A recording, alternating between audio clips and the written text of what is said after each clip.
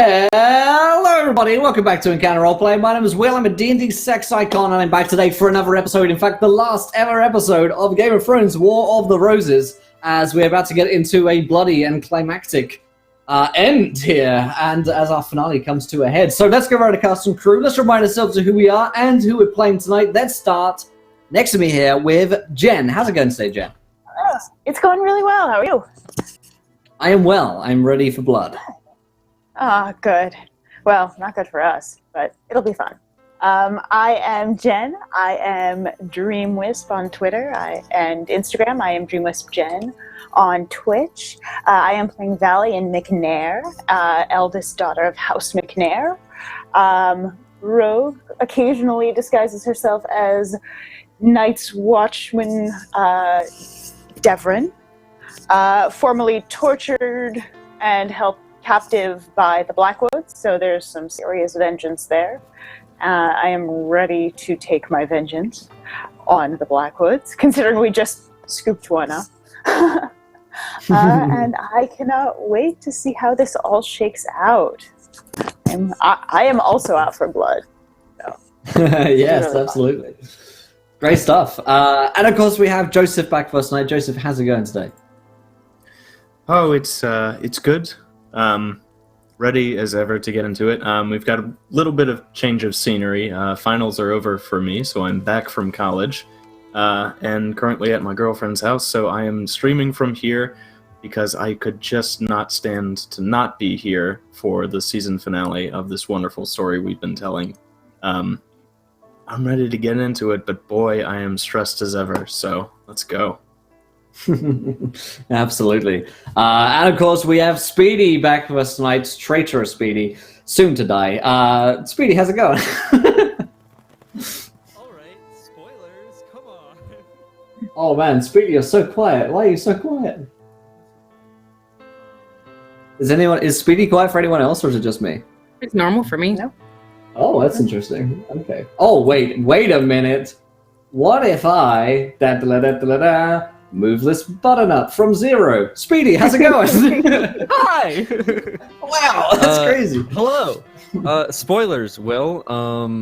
My name is Speedy. You can find me everywhere Not So Speedruns. I'm playing as Lady Sophina Blackwood, the nicest, most innocent Blackwood who has never done anything wrong in her life ever and would never do anything to hurt anyone and is really just here to marry Cicero. Why?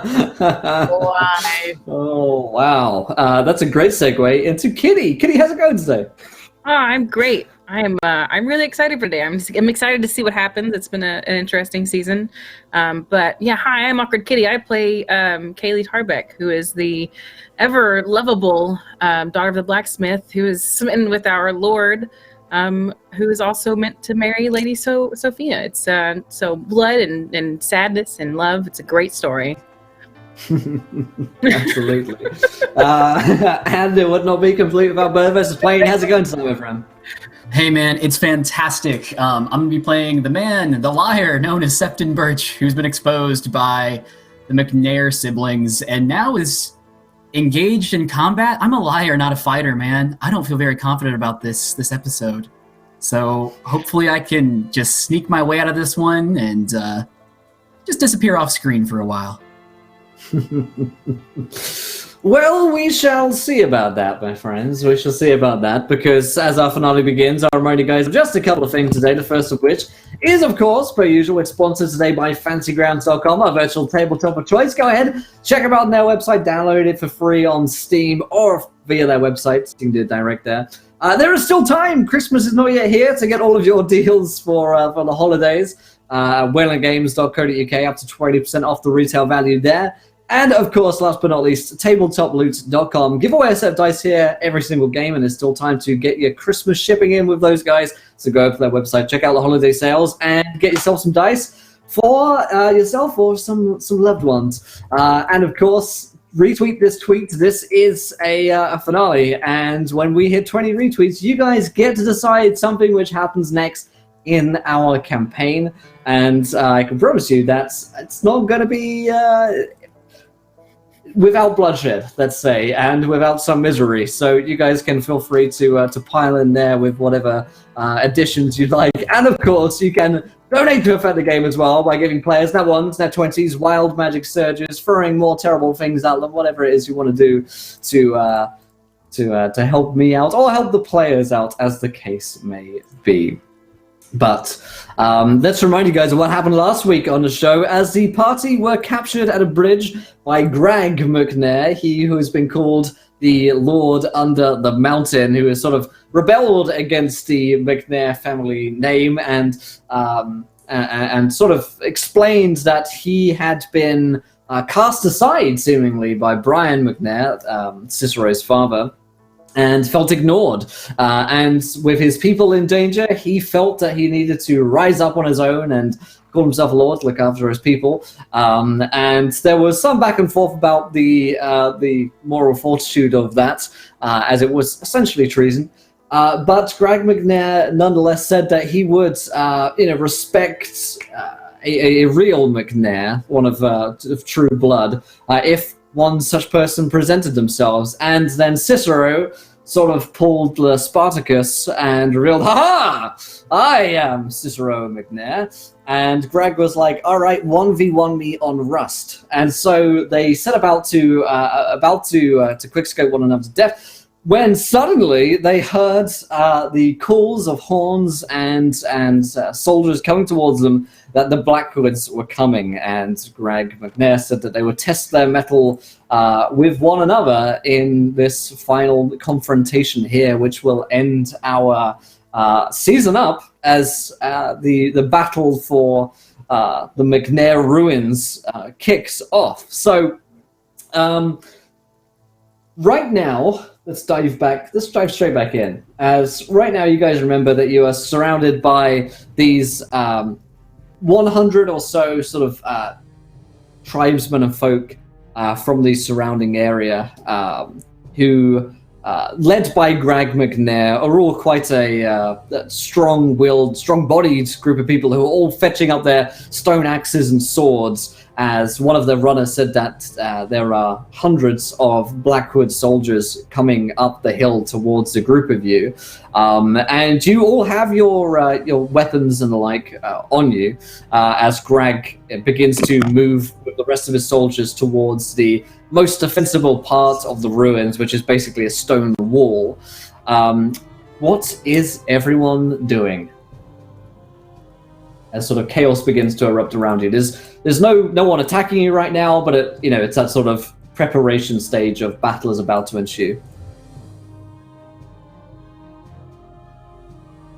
So Kaylee's gonna probably ready herself, draw her sword, prep herself for the oncoming attack, and is probably gonna move back towards or near Cicero, and I suppose where others are sort of probably gonna move together as we fight.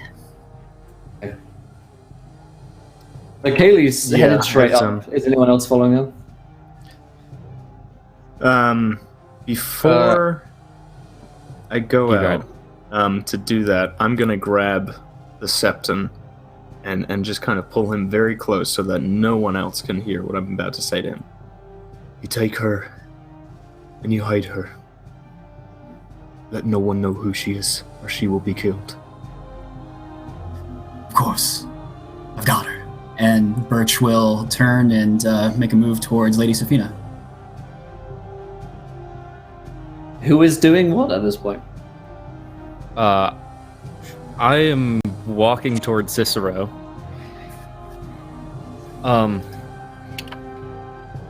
Cicero, I'm so sorry. They're here for me. I shouldn't have come. I don't want this to end in bloodshed.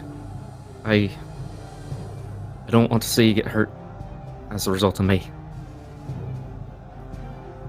Try my best not to get hurt, but I don't think this is going to end without blood being spilled. Well, Best you can do is just to keep yourself a secret for now. Septon will watch after you. there may be one way. short of just giving me up. If you were to go with me, bring me to them as not just a captive, but as a new bride.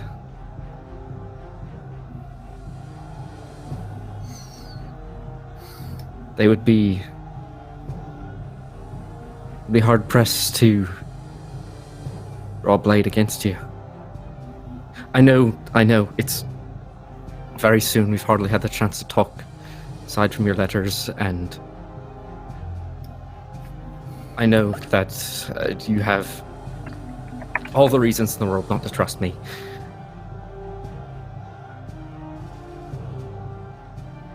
But I'd rather not see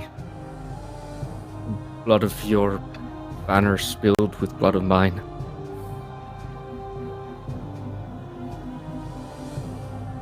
Cicero. She seems sincere. She truly wants this to end.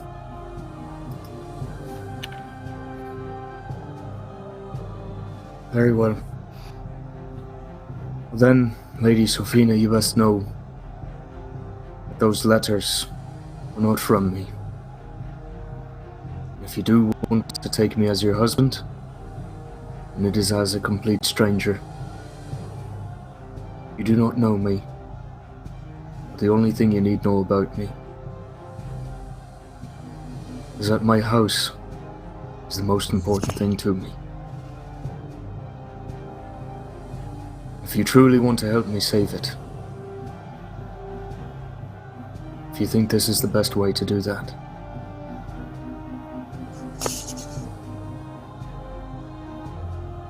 then it's worth a try.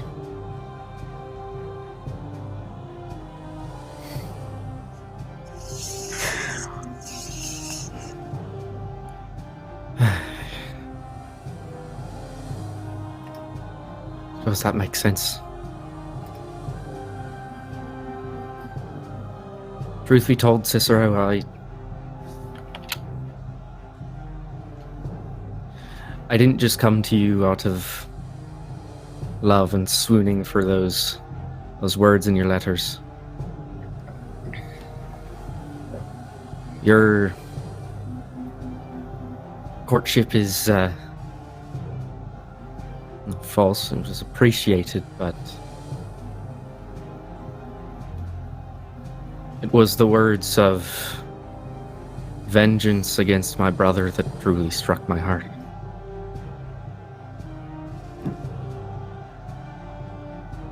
If you must know one thing about me, it is that I bear no allegiance to my own house. My father and brother are nothing but scum to me, and I would rather see them hit their heads on a pike than continue to live another day under their banner.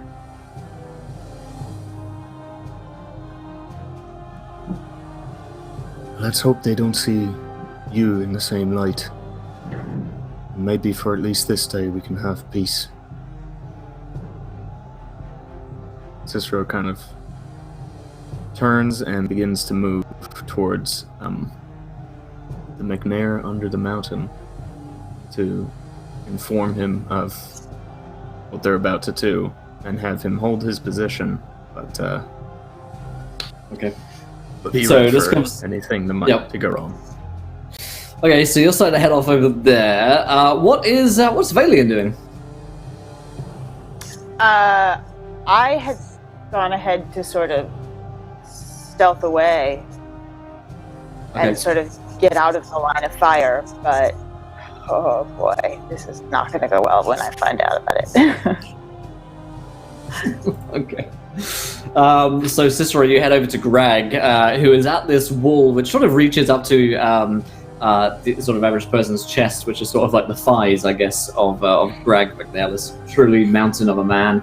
And he's looking out with the rest of his soldiers and tribesmen out into the woods. You can see movement in there already, a lot of shuffling, bushes and people moving behind trees and that kind of thing. But you can't make out exactly, what numbers they have, and there's no immediate attack has been sprung that looks like it's probably about to be imminent. And Greg looks down next to you as you run up to his side. Can't see how many of them there are. How many do you count? At this point, at least. My men said they saw several hundred around here. 2, perhaps 3. Cicero looks around at the forces that are here. You might be able to hold them.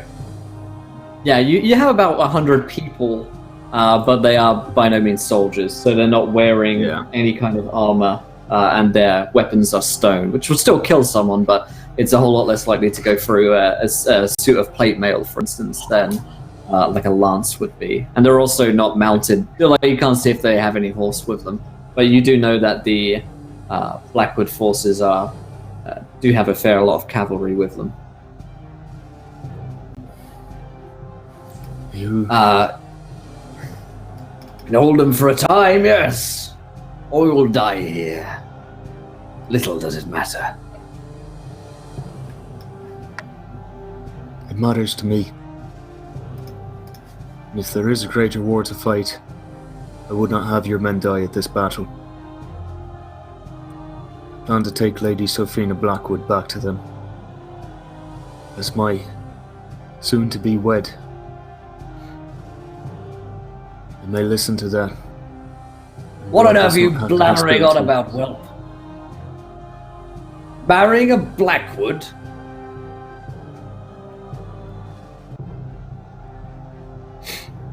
While I respect your willingness to crush the skulls of your enemies, that is sometimes not the way to win a war. Especially the wars fought outside of the mountains, outside of the north. Do what it is you will, boy. I will hold my own. And he sort of shrugs you off. I will hold our home. Cicero turns and walks away. Okay. Kaylee, you are up here with with Greg and the boys and the girls on the wall, and presumably you overheard some of this. Well, Kaylee initially, when all of this was brought up way back when, if you all remember, many weeks ago, did tell Cicero that if it was the best for the land, then she would go along with what he had to have done. Because when it comes down to her, she also the kingdom or their land is most important to her, as her father is as well. She's kind of biting her tongue in on this and just kind of looking at them cautiously, not wanting to potentially run something that could stop this. But she is going to turn to Cicero, hearing these things and their decisions that she's making once her sword is drawn. And she looks to Sophina and looks to Cicero. You sure this is the best thing you think you could do? Is this truly what you believe is needed to happen?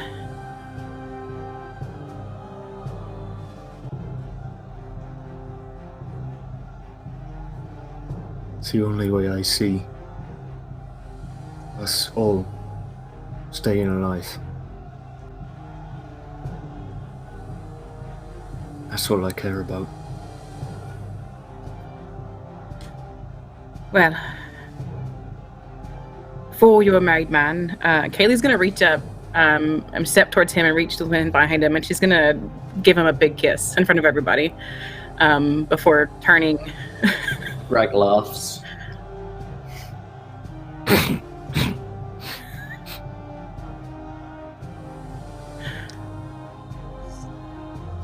Let's Cicero hope your doesn't- plan works.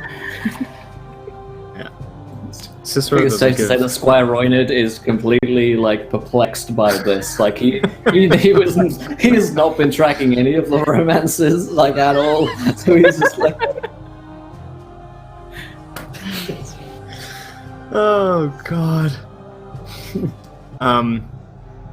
Cicero doesn't give much of a visible reaction to the widely to the wide audience in attendance, but his mustache turns up a little bit as he smirks, and his eyes fall to Kaylee's feet, and he just says, "I'm sorry."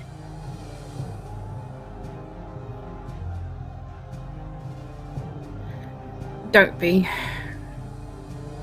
We should have been honest with ourselves a long time ago at the Godswoods. Only in a changed or different world.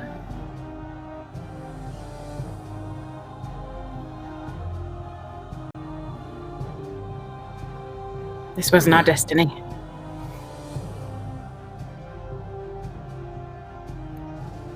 She looks up at him and she has like a tear in her eye because Kaylee is like, well, she's eager to fight and protect her land. She is still a gentle person.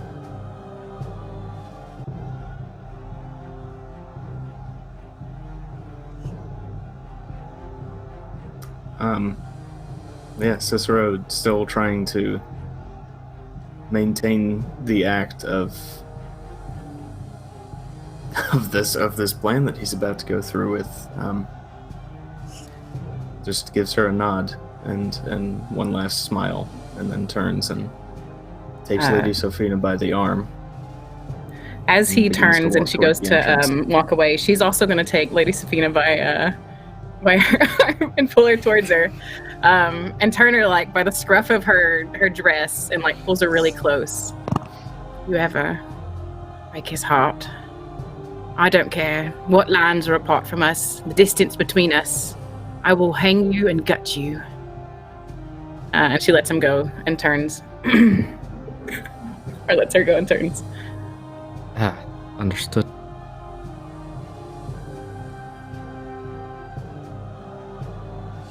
at this point, Valiant, you've sort of snuck away a little bit, but you're presumably still watching what's going on, or are you totally running? Oh Still no, watching? I'll watch. Arvin Oakart sort of has cast his head around to find you, spotting where you've gone. He'll somewhat conspiratorially run over,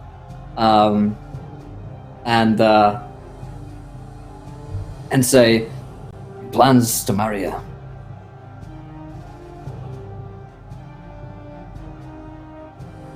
Then we know what we have to do.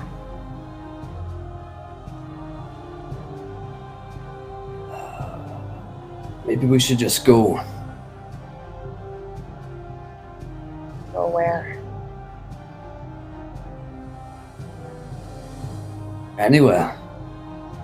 My lands, your lands, anywhere in between. There's a whole lot more in these 7 kingdoms than just the north.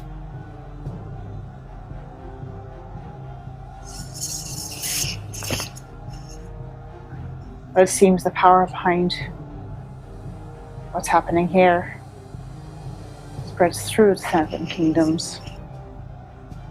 If the Lannisters truly are behind everything that's been happening, there's nowhere that's safe. We need to find out what's happening.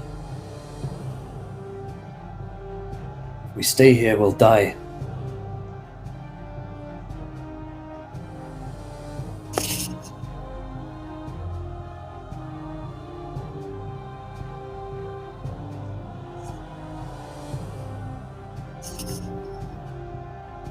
And them?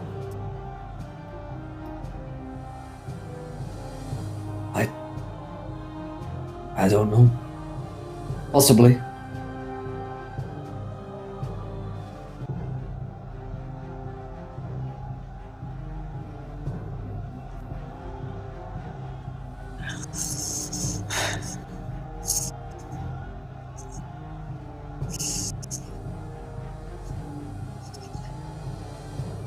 We hold our home.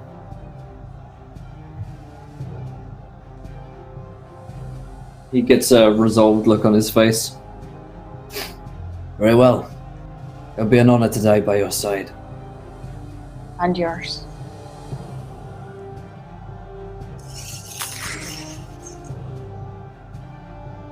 So, how do you want to do this?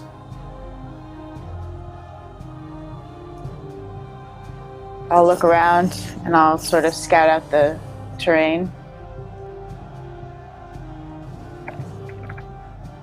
Yeah, Is there- so I guess to describe it, you're on the top of a hill. There's a wall pretty much around the outer perimeter of the top of the hill, sort of like a weather top situation, I guess. And there is forest all around.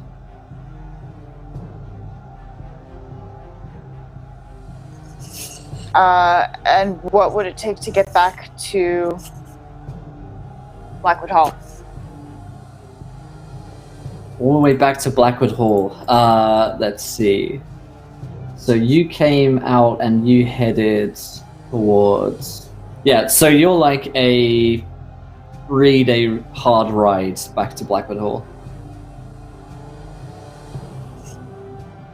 To McNair Hall, it's... I think you traveled for a day and a half. The Blackwood Hall is the best place to make a stand, right? That's our most defensible area. You mean McNair Hall, like your guys'? McNair Hall, I'm sorry. Yeah. No worries, I confuse it all the time. So, yes, that's the most defensible position for holding out. You could hold out months there. The problem is, yeah. The problem. I'm sorry. Go ahead. The problem is It's about a day away, so you travel for about a day. So you guys are at the top of a mountain over here, and McNair Hall's down here somewhere. So you'd have to travel through the opposing army somehow.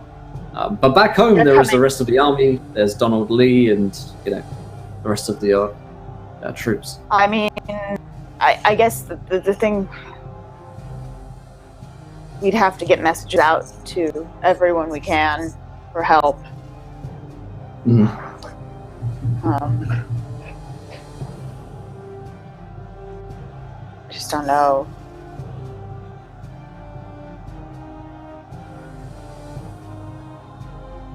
Arvin will say, if this is where we're going to make our stand, then it's not the worst location, but we all die here, then there's the area McNair left. I said that I would protect you. I'd like to get you out of here.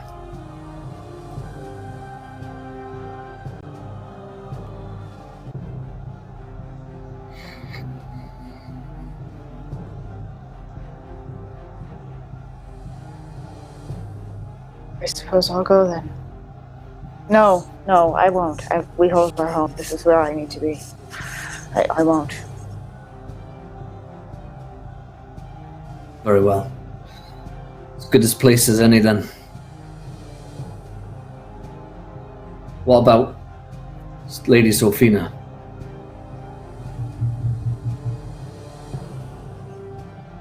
I don't think. I still don't trust her. She's a Blackwood. It's in her blood. Cicero's going to marry her to try and stop them from coming. Valiant's eyes just flare with rage, and she runs up towards Cicero. Arvin does the the fast walk, the power walk through behind someone who's which is running. not- Oh, Because, well, actually, I can run pretty fast when I want to, despite my leg.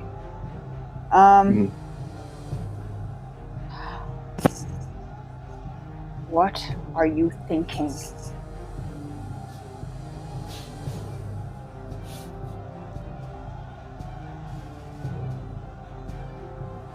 Cicero just gives her a very calm look. There's nothing else that I can do. I'm just going to save these men. It's going to save us. People at home we care about. You would enter a union with them. Of everyone in the world.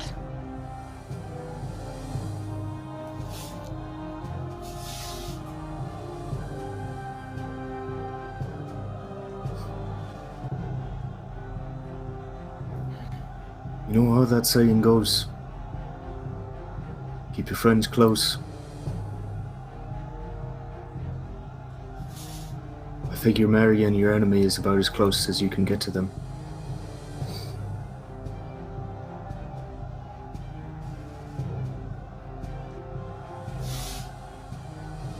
Should have killed her on sight, Cicero.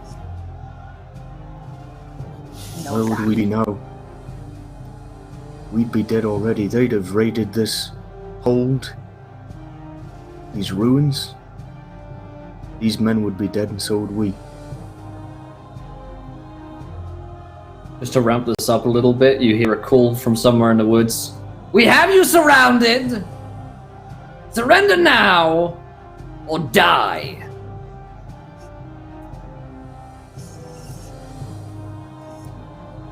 You are the Lord of our I have to homes. go.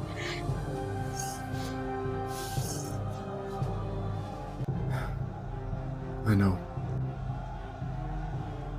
I'm trying to do its best. But all I can do is try.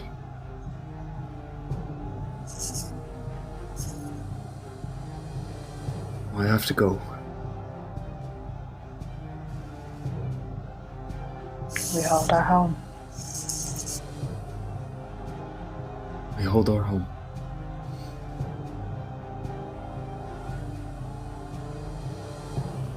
Cicero turns and once again kind of takes Lady Sophina by the arm and walks towards the entrance to the ruins. Okay. Septon, would you mind? The expedited service, yes. And he will approach you two as you're together. And again, under the eyes of the gods old and new, we beseech their blessing and guidance upon these two who shall engage in the act of matrimony. Cicero McNair, do you accept Lady Sophina Blackwood to protect and to cherish in this world and any beyond? Yes. Lady Sophina Blackwood, do you accept Cicero McNair to love and nurture in this world and any beyond? At this point, there is a hail of arrows which come into the camp.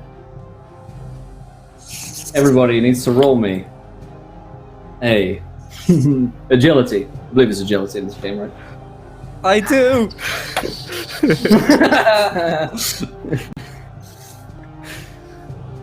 Oh, I took my drawback as a -1 die to agility. This rules.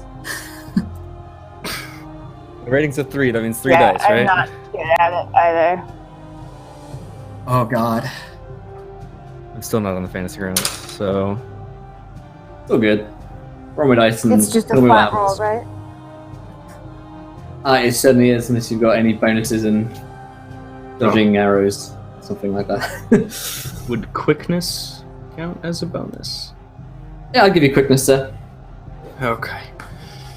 Just waiting for Fantasy Grounds to load up. That's Fantasy Alright. Grounds loading up. Blackwood alarm. I know Sound I it can makes me want. super fast, but my agility is not that high. It's really bad. You know what? I'm going to take a 20 on this. I'm going to burn one of my... One of 20. Yeah. Okay. I got a 4, a 2, and a 1. On my 3 dice. Alrighty. Oh wow, so Kaylee succeeded, and you're at what was that, 6 total, Joseph?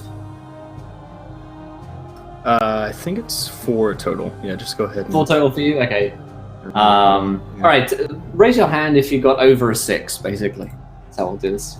So much math. Okay, so Kaylee. Really? Wait, And Valiant, yeah. Do I Valiant add all did. 3 dice together, or just 2? Yep, you add them together. Yeah. Okay. I'm fine. Okay, so it's then the Septon and Cicero who get shot, which is probably going to be okay, at least for Cicero. All right, and figure there for Kitty 2 months. Oh, this is a good time to die. All right, if you took an arrow, let's do math. Yeah, there it was 12, which is. Oh man, I can't believe I didn't bring my book in here for the finale. But damn it, moving house sucks. Okay, so you each take 5 is the number. If you have wearing armor like Cicero, that's immediately negated. Cicero isn't high enough. It's free armor. But Septon Birch, reduced any armor and take an arrow in the leg. As you're saying this, and essentially. Immediately drops to like a knee very warily in the midst of Lady Safina's acceptance.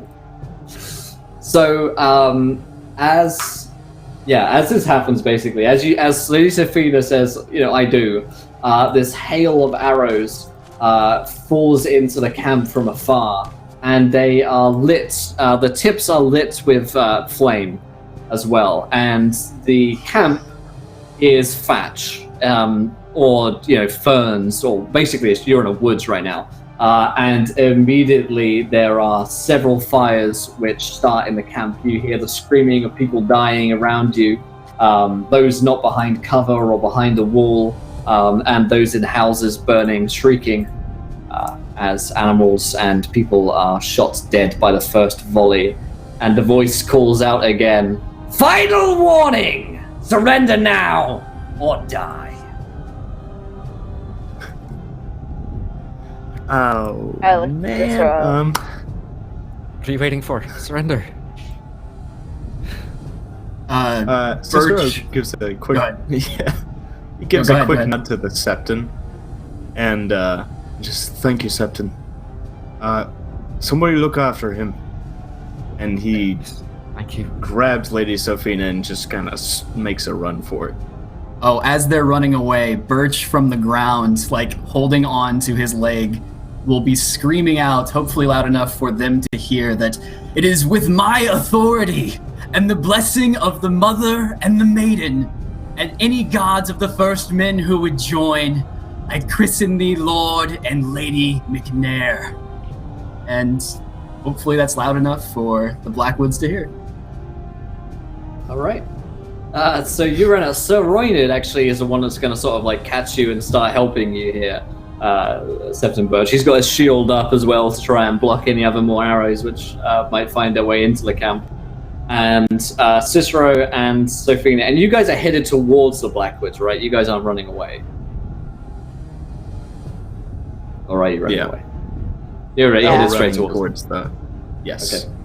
I guess I'll have Sir Arvin try and break in, and we'll run after them. Okay. Hopefully. Yep. Yeah.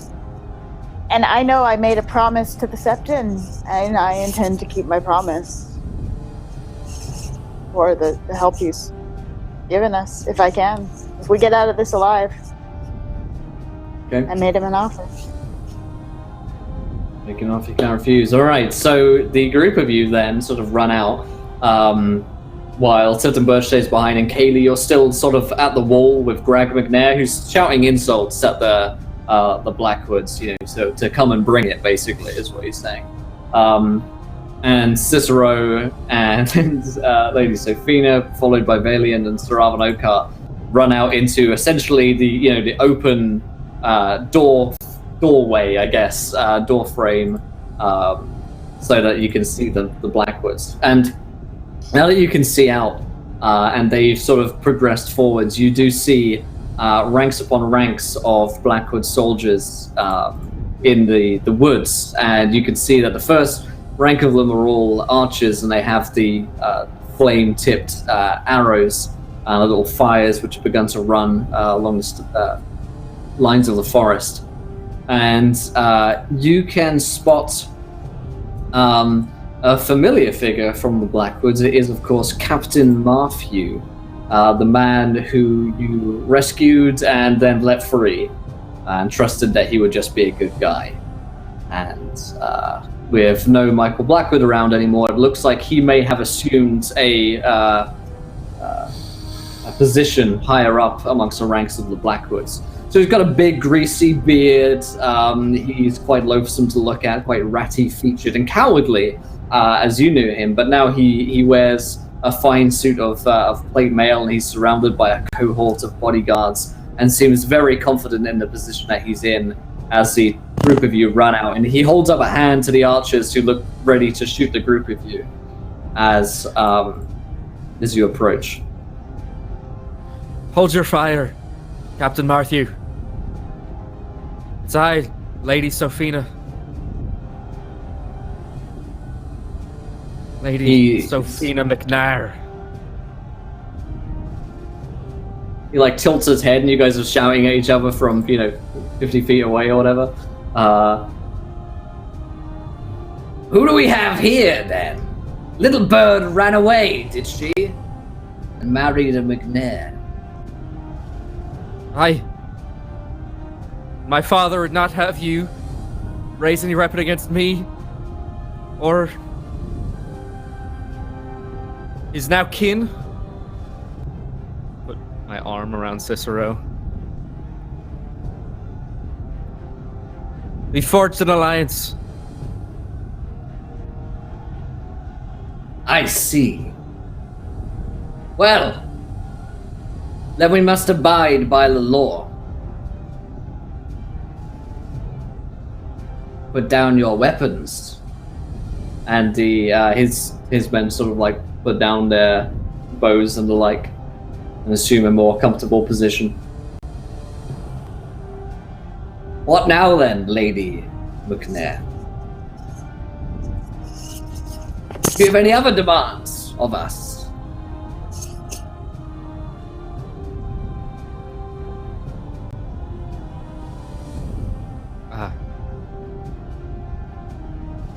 Only one.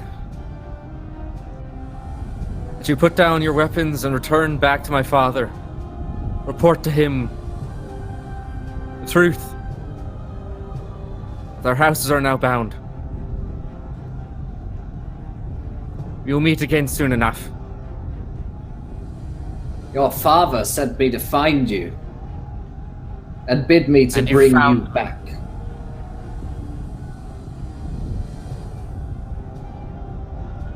You are to come home. Blackwood or McNair, it matters not. But we will not harm your new kin.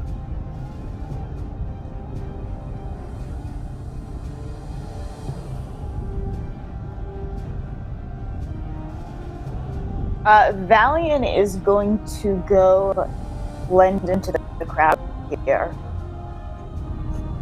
Okay. She is going to not let herself target in this.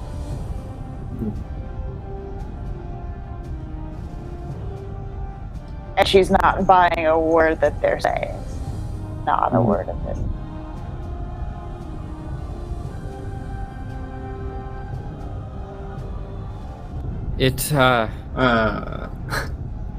Cicero kind of speaks up, shouts across the battlefield.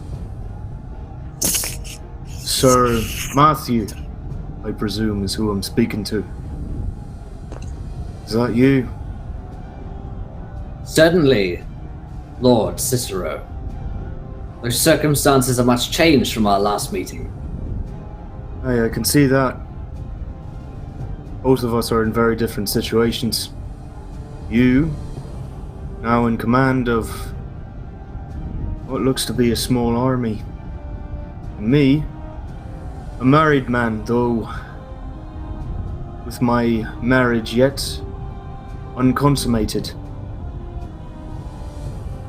You wouldn't be presuming to take my bride back with you before our marriage is true, would you?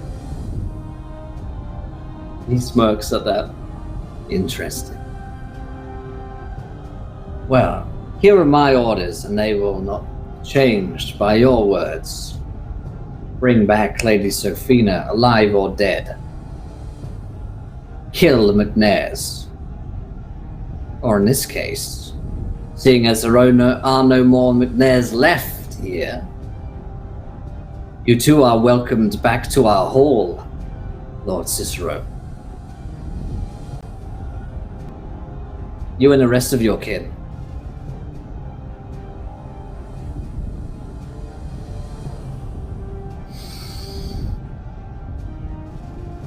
I'm afraid I might not be able to go through with that. I'm afraid Lady you're not in a Sophina position here. to negotiate here, Lord Cicero. The rest of your friends will die. Excuse me, Sir Matthew, you didn't let me finish. Lady rolls Sophina his here eyes. is bound under the McNair name. Therefore, this wedding is to be consummated at the McNair Hall. Very well. Then let us return to McNair Hall. I await your audience there. Send word I'm to your afraid. lord. Hey, you see, you just don't seem to get it, do you? You're coming with us. Alive or dead, it matters not. I feel like it matters a great deal now.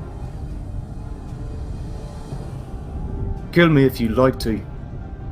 See how your lord reacts to it. How the Boltons react to it. There's much more at stake here than just my life. A horse. There's yours. You see, you're right. You are too valuable to kill, especially now. But the rest of these scum here, why? Wouldn't even raise an eyebrow if I killed them. And I will. So I give you this choice. Come with me, or I will kill your friends here.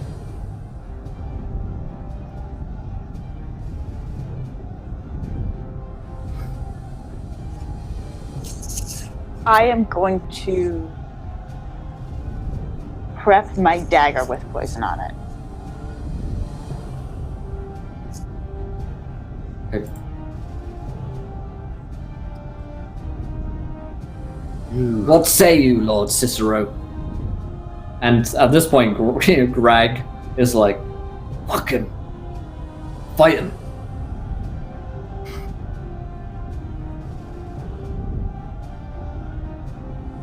You certainly do know how to bargain. Blackwood's put a responsible man in charge of their army.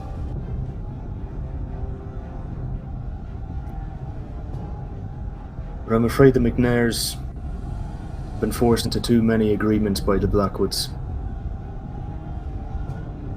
This is one I cannot accept. He looks to Lady Sophina. This is your last chance, then. Come with me and you won't be harmed. Stay here and I can make no promises.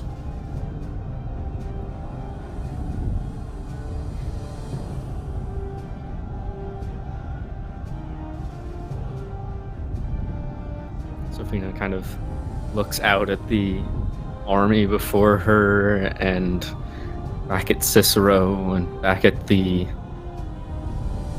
other McNairs, Kaylee.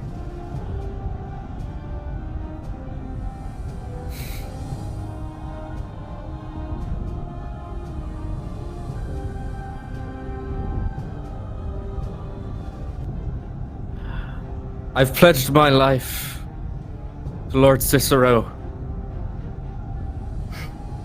It is his decision that I will follow. I am no longer a slave to my father.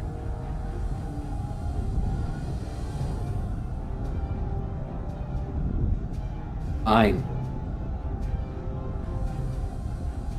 Live like a McNair. Die like a McNair.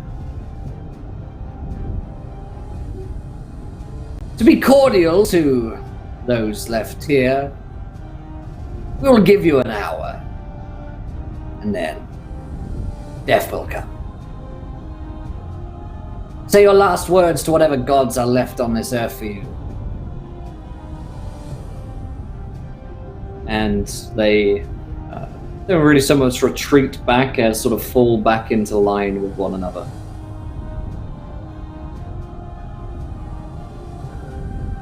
Most of the fires back in your camp are starting to be put out. There are a few still raging. But a sort of uneasy quiet falls upon the ground as the awkward standoff continues. Sorry, Cicero. It was not your decision that put us where we are now. I knew my father was cruel. I didn't expect that he would bounty on my own life.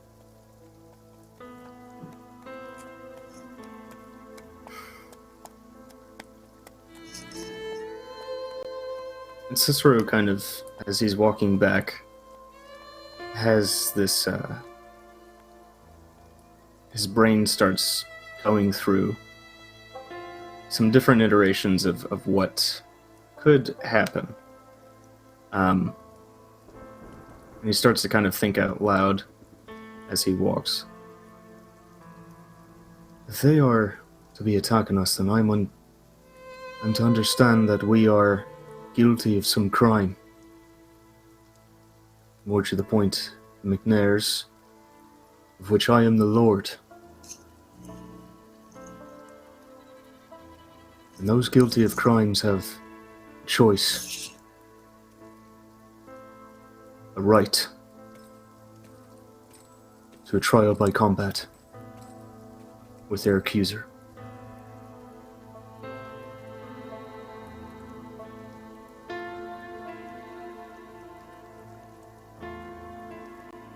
Do you agree with this, Lady Sophina?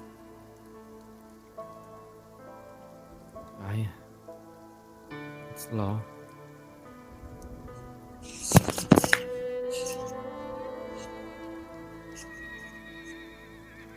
And within the hour, death will come.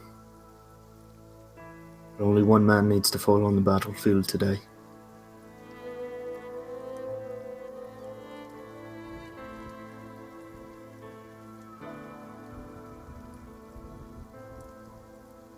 Tell the others.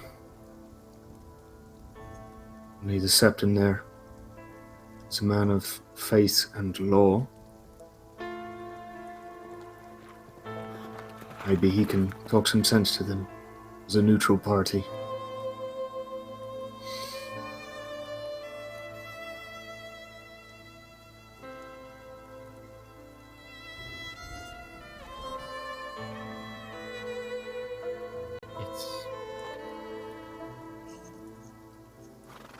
I don't know if it'll work. But I see a few other options. The alternative is we battle, lose. That'll happen anyways if we try.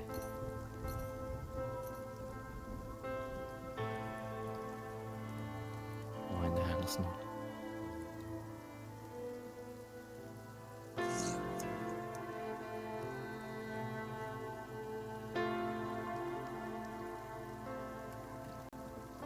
Sort of just kind of falls silent for the rest of the walk back, but he nods at her as she thanks him.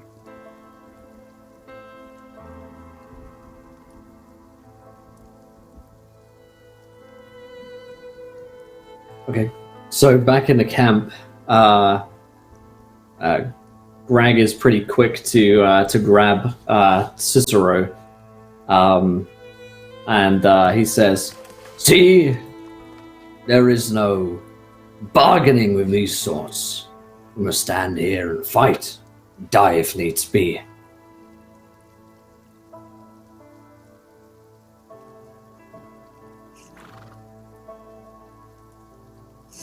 Lord McNair, I would like to trust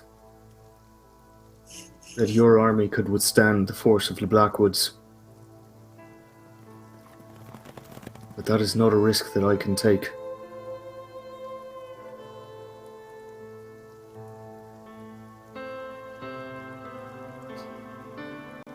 What on earth are you talking about? You have another plan.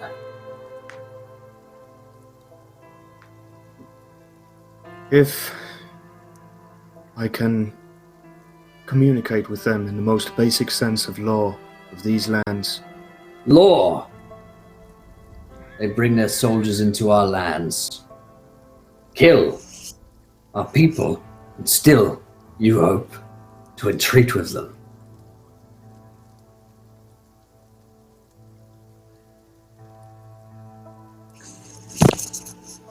The Blackwoods are bold. They are people who seem to have utter disregard for the morality that you and I have. For the sense of honor that we have for our people.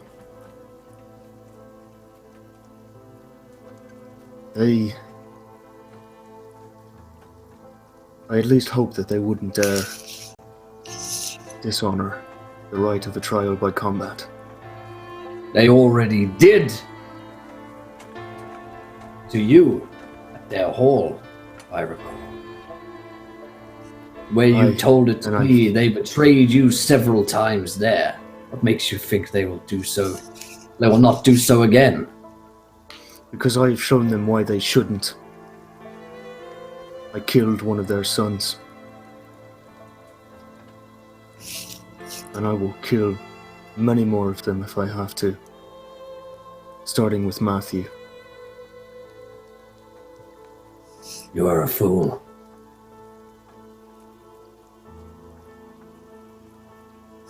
I can agree with that. But I can at least buy you some time. To prepare so that if things do go south, you will defend the North.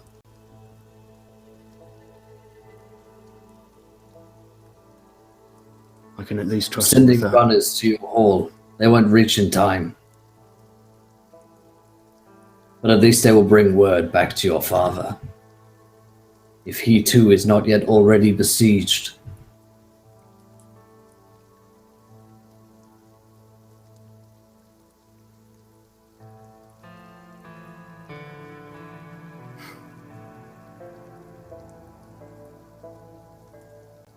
Very well.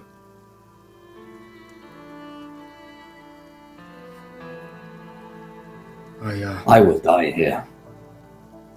I have always known that. It is only a matter of time when I will die.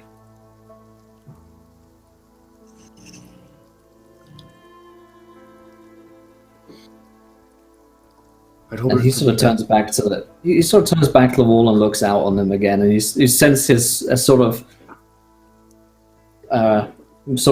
ruminating on his life, as he's probably not actually very young. He's still listening though.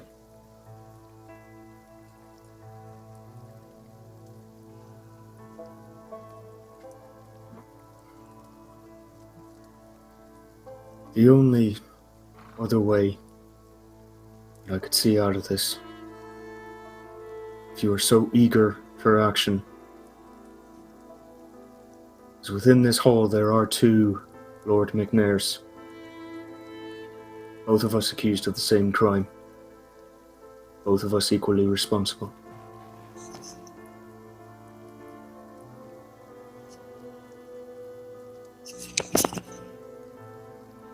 Where is this headed?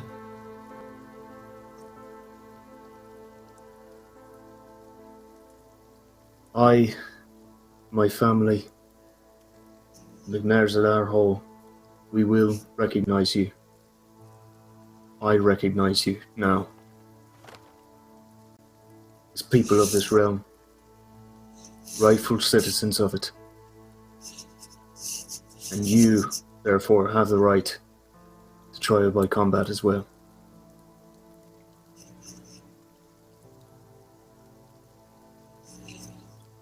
I'll admit it, I am a whelp My days of fighting are not nearly what they should be, especially compared to yours.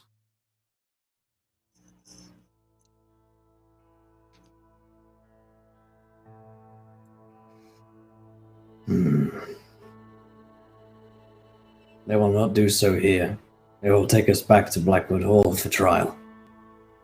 Whatever it is they have accused us of, I know not. Do not think that will buy us clemency. People will still die.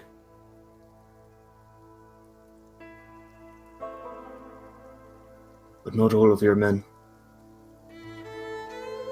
Even if we have to afford a trip back to Blackwood Hall,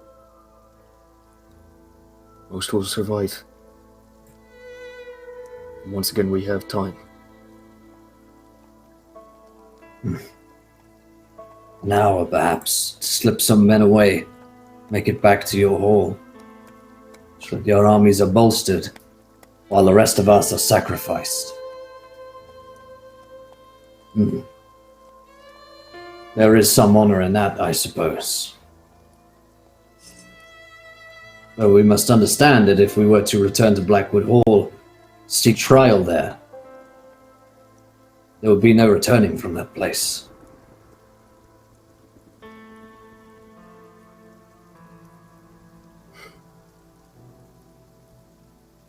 For your friends, they may yet live.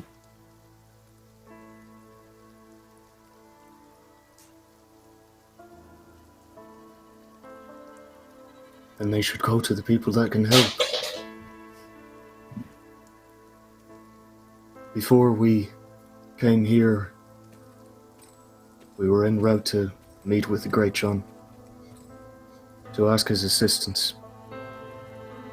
If my friends can be guaranteed passage to him, they can relay that message in my stead. Well, you and I go to Blackwood Hall.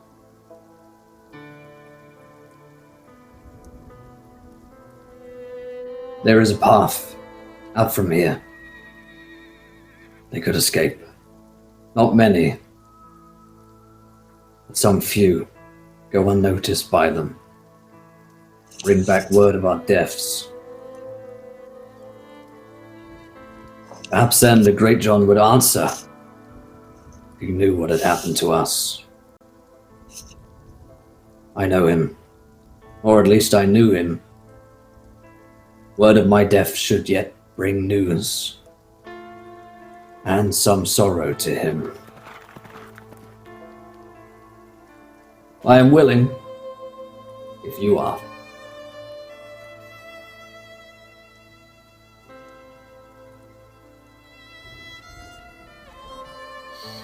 Cicero nods his head, and after some time of him rerunning his own plan in his mind, he nods and says, "Aye. I'm willing." Say goodbye to your friends, to your new wife. You do not have long.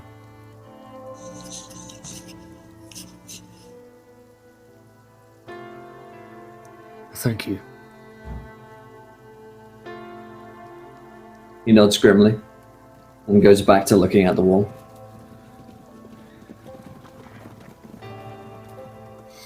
Cicero turns and heads to meet with the group.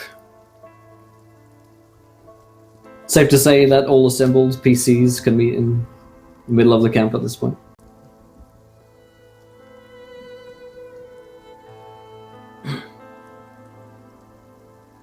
I'm actually in the camp of the Blackwoods. So I had blended into their crowd. So Yeah. Yes, let's make a roll on that actually while I still remember. So let's do a disguise with blend in. Is that the same one? Let's see. yeah, it's a deception. Is disguise. Deception with disguise. Yeah, And that's then- the one. Okay. So that's a So that's a 76. So I'm gonna drop 2 on that. It's down to 17, I think. Yeah, that sounds right. Cool. So we'll say that you have managed to sneak your way out and around and sort of disguise yourself in such a way to look like one of the Blackwoods who, you know, you probably have like pieces of their armor or heraldry that you can use in your disguise and sort of work your way into the camp. Yeah. So, okay, so everyone except from Valian is there. Plus Soroynid and Arvan Oakart.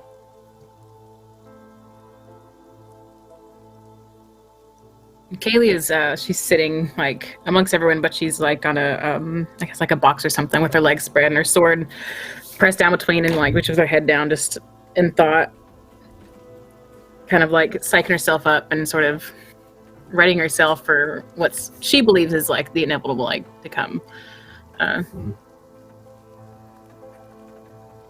Birch is addressing the wound on his leg from the arrow and just kind of wincing in pain every time Sir Roynard tries to help and doesn't. And sees Safina and Cicero approaching and just face kind of drops and just kind of says to them, "Don't suppose that'd work, huh?"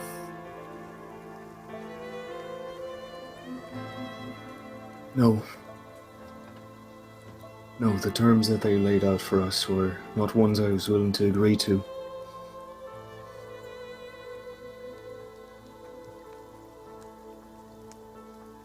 My father's a crueler man than I thought. And I already thought him quite cruel. Kaylee turns her head and looks at him. He's a Blackwood. What do you expect? You're a fool.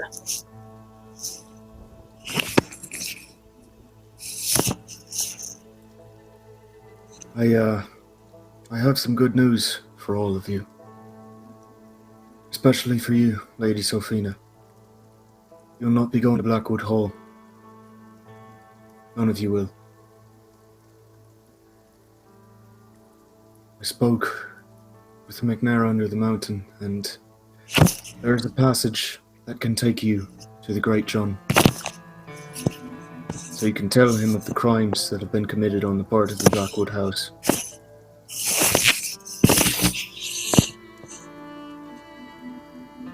You must go and do this.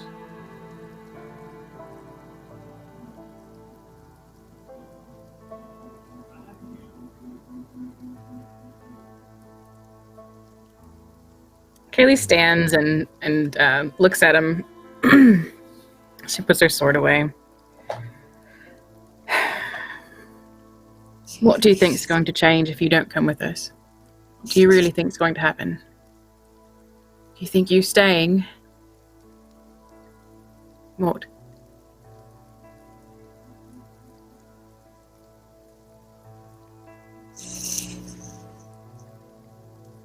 If I stay, if I go with the Blackwoods, they think they get what they want.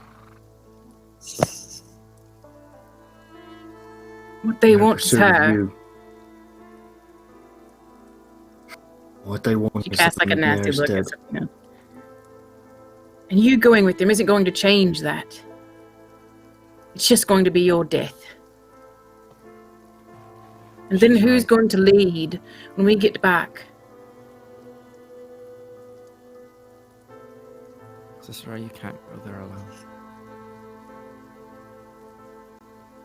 We'll kill you before you even reach the front gates. I say we throw her to them.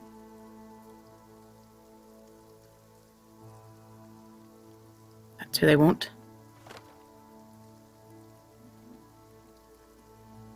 We give them her. We're no better off than when we started. We have you.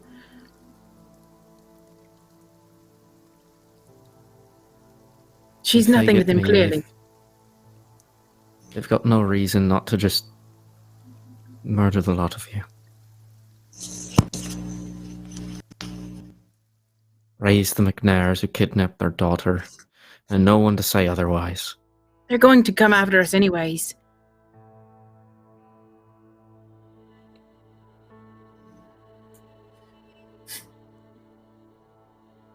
Do we die on their terms or on ours?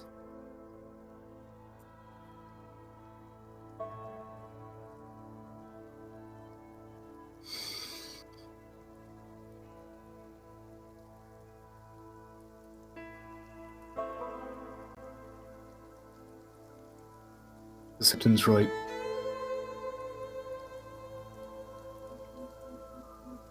This whole time, all that we've been trying to do is buy time. And so far, it's helped us. It's got us where we are now, which is life.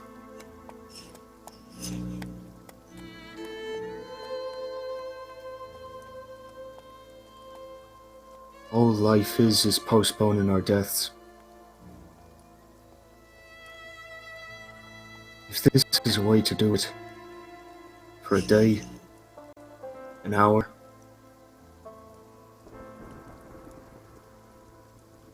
that's a little bit of extra time to keep fighting for it.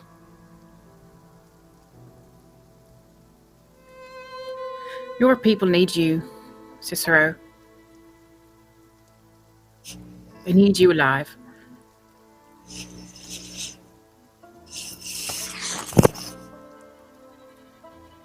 You go to the tunnel.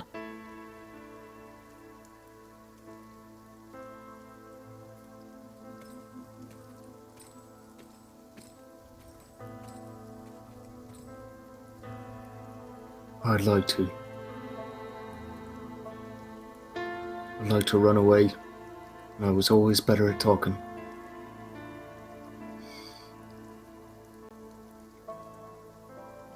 But I can't be a coward this time.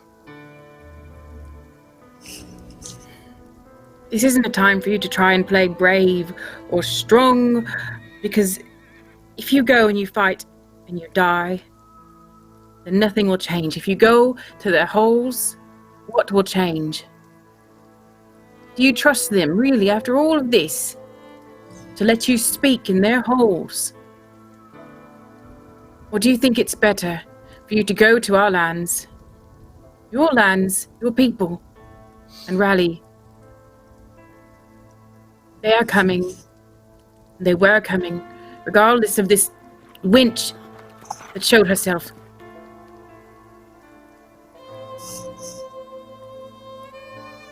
We've known this. I think we've known it since your blade struck his son. Maybe before. Who's to rally those of our people? Your father?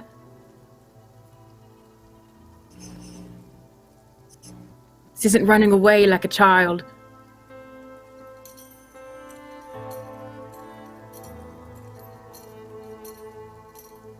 Let me fight for you. It was always better with the sword. You know I can't ask that of you.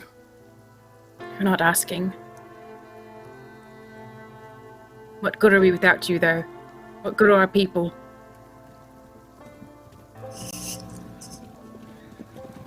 If you think I'm insignificant to them, imagine you. I at least hold the title of Lord. So does Crag. You'd die before you reach the gates, and I cannot have that happen.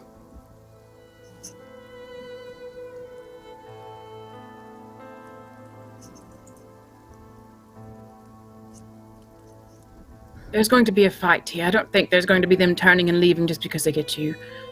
They're going to fight these people here.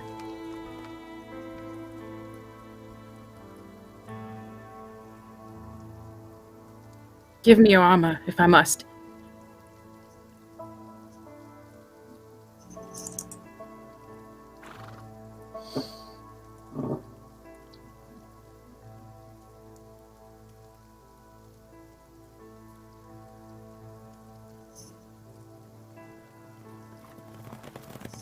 I can't.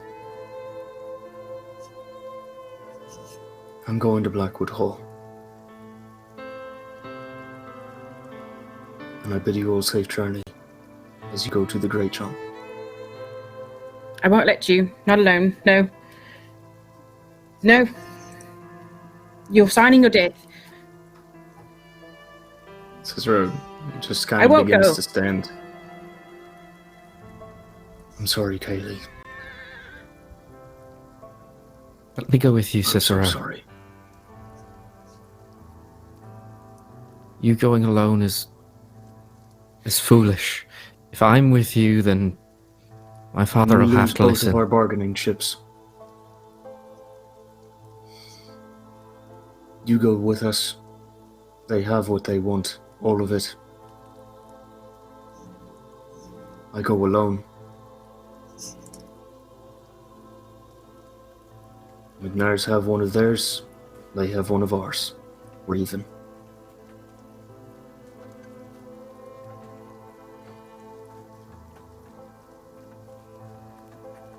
Kaylee kind of begins to like dissolve, like in her, like, because she's been trying real hard to be very like, I'm strong and I don't have feelings and this is it's gonna work out. She's gonna kind of start to dissolve. She's like, you can't go. No, I don't care. You can't go alone. I can't walk in that tunnel and leave you here to your death.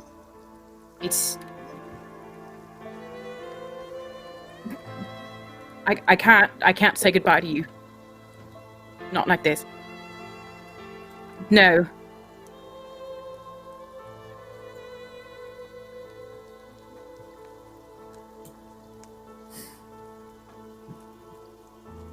She's kind of like sobbing, like she's very distraught.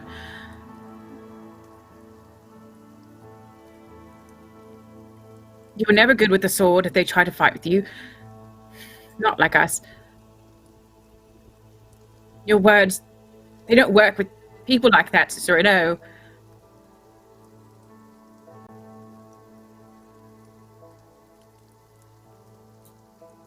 I can't go.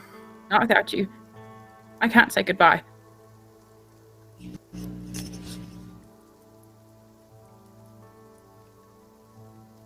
I hope this isn't goodbye.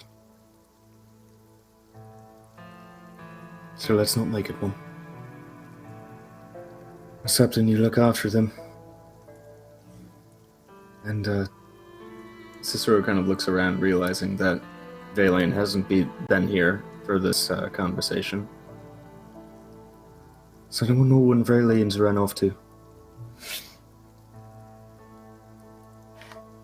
Arvanoka remains silent.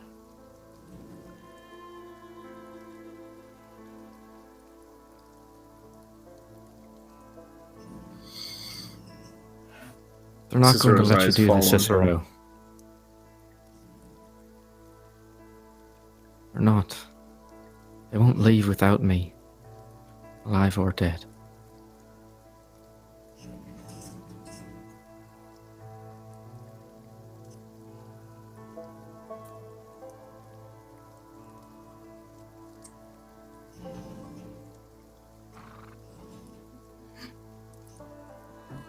I would like for the Great John to hear your voice in these matters.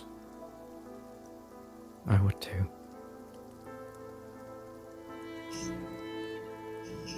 It's not that simple. Never is. This is your house.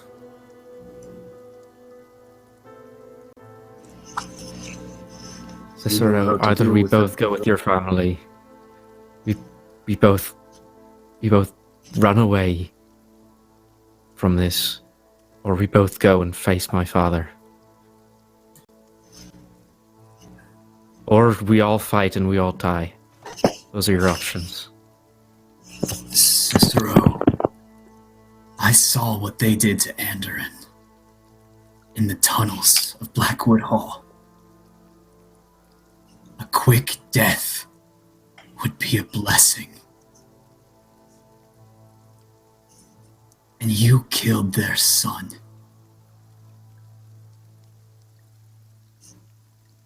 You aren't signing your death warrant here, Cicero. You're pledging yourself to a life of suffering and pain unimaginable.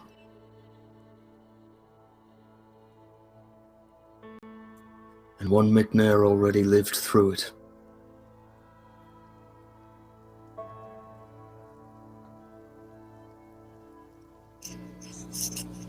You think they'd No. let another?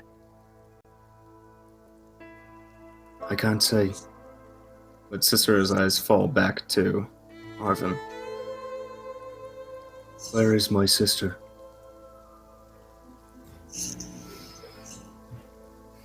Away.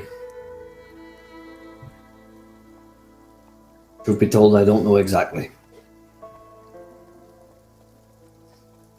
Sir Oakheart, you were charged with protecting her, keeping track of her.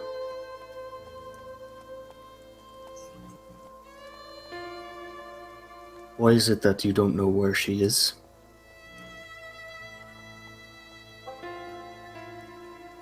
She must have evaded my gaze, my lord.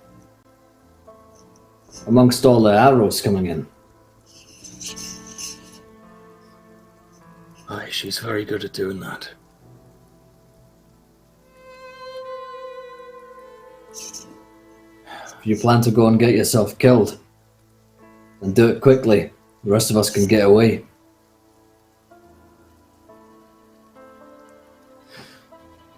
Aye, they gave us an hour. I fear we're well into that.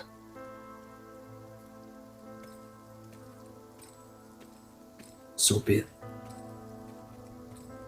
I'm going to Blackwood Hall. With Crag, McNair under the mountain. I plead with the rest of you to escape.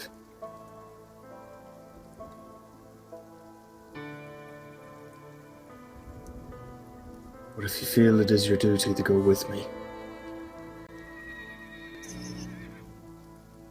then I cannot deny you that.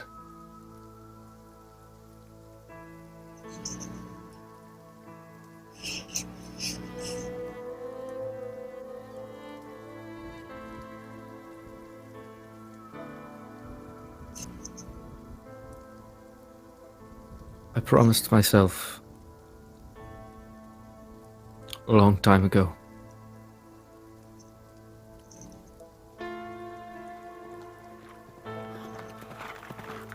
After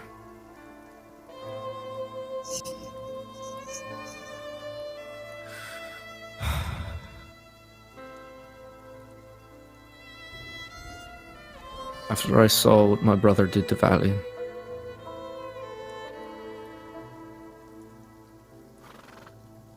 wouldn't let anyone else face that same fate if I could stop it.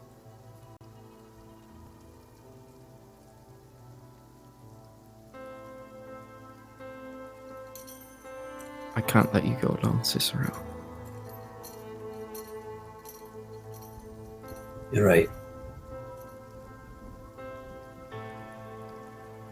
Swore you an oath. I would kill anyone that you told me to. And I'll die for you as well.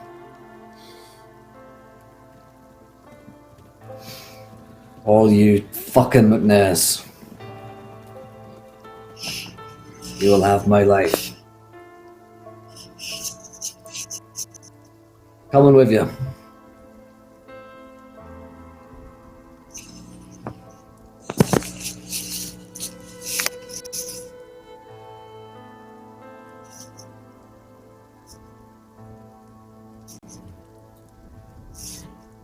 I could barely walk before this happened. I'm not running away anywhere. Coming with you, young Lord Cicero.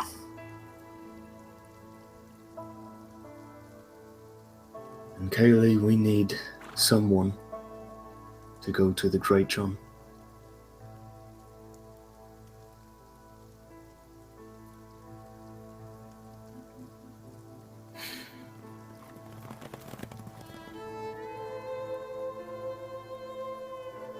You're Please. such a fool.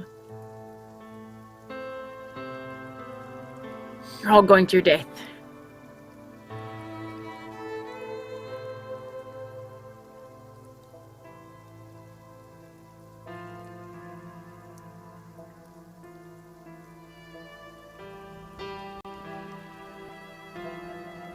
I would be a fool to myself to run.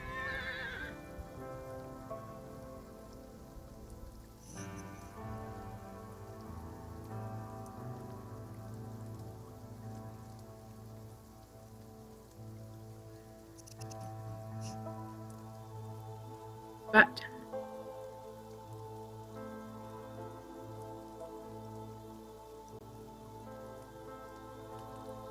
I think that my heart's been blind, and perhaps I shouldn't be a fool as well.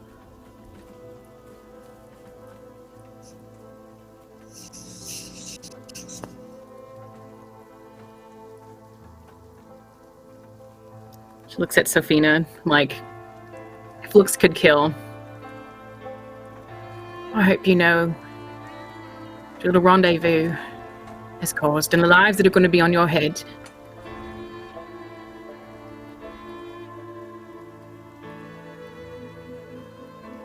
I'm sorry. Just foolish of me to think that my arrival here would do anything but cause havoc.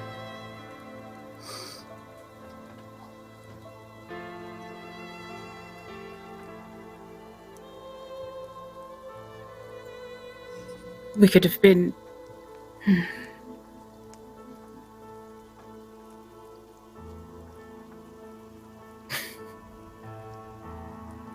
I suppose somebody needs to tell your father. Somebody needs to alert the people.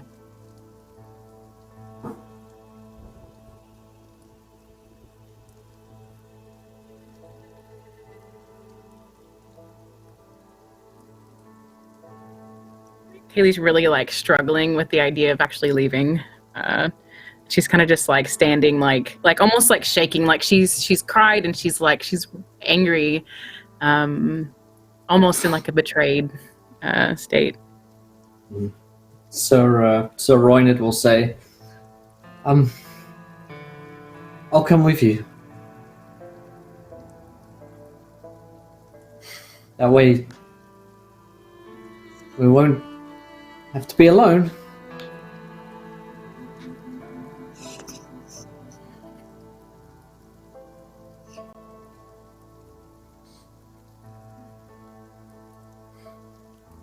She wants to lock eyes with Cicero. I know you want to think this isn't goodbye. I don't think you're going to live through this, and I think you're being a fool and you're being stupid, but you're stubborn. Your head's harder than a boulder. If you're ready to commit yourself to death with your wife, who am I to stop you?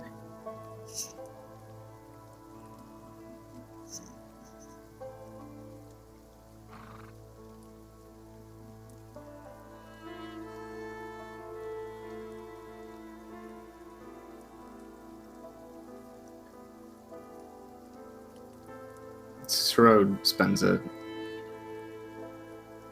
few seconds trying to find words to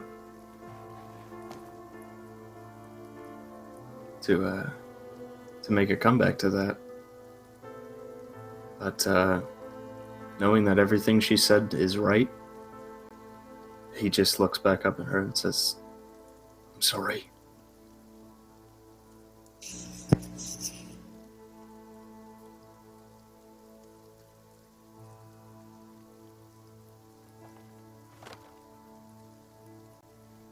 When we were kids, you always said you were going to change things and it was going to be different. You're so good with your words.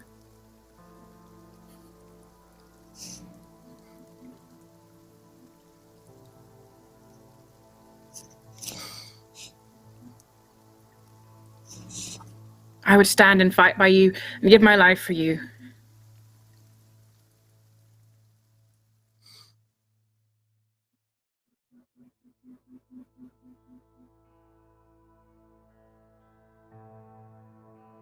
It's more than I could ask for.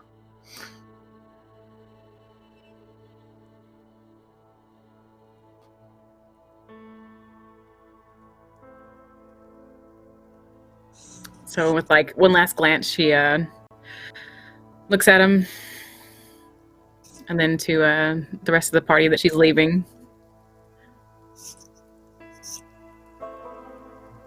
Come on, boy. So Reinid puts his chin up and moves to follow you. And again, you hear calling out from the woods, "Time's up, McNairs. What will it be?" We're going to cut over to Valian here, who's been creeping through the woods. And, yeah, so what you've been seeing basically is disguised as one of the Blackwood's soldiers. You see that here in the forests, there are units of around 30 to 50 soldiers, and the army you'd count to be about 300 people in total, with a cavalry contingent as well. And they've set up a camp over the course of this hour, and in the main tent, it looks to be where Matthew is staying, which is guarded somewhat by, it's in the center of their camp, so it's almost impossible not to be seen. Luckily, you're in disguise, but that's sort of what the situation looks like, I guess. It's very open. There are a lot of people around, and entering into a tent, you would be seen by a couple hundred people.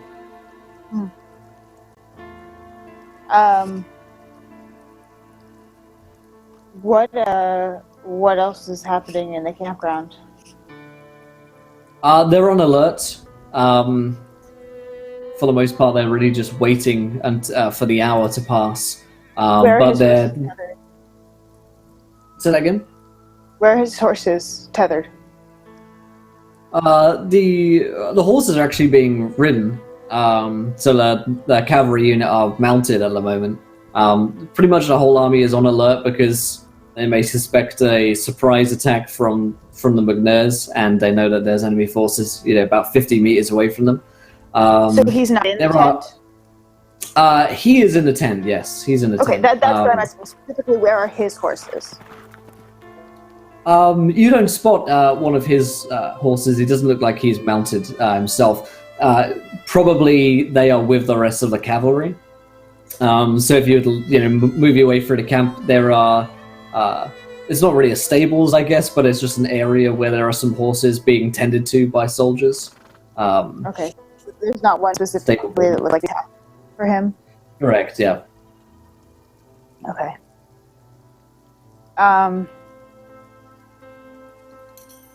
Is there anything in particular that looks like it's specifically being prepared for him? You could roll me a awareness with any bonuses in notice. Okay, I don't have any notice, but I have...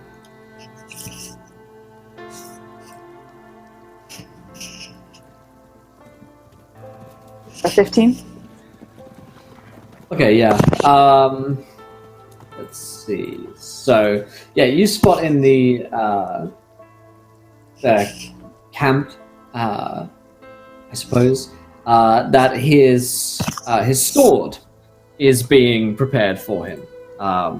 And so it wouldn't be uncommon to get your sword sort of sharpened by the traveling, army's blacksmith, I guess. So it's a particularly fine sword that you would have noticed. It's actually Sir Michael Blackwood's old sword, which has been sort of handed down to Matthew. So they're preparing that.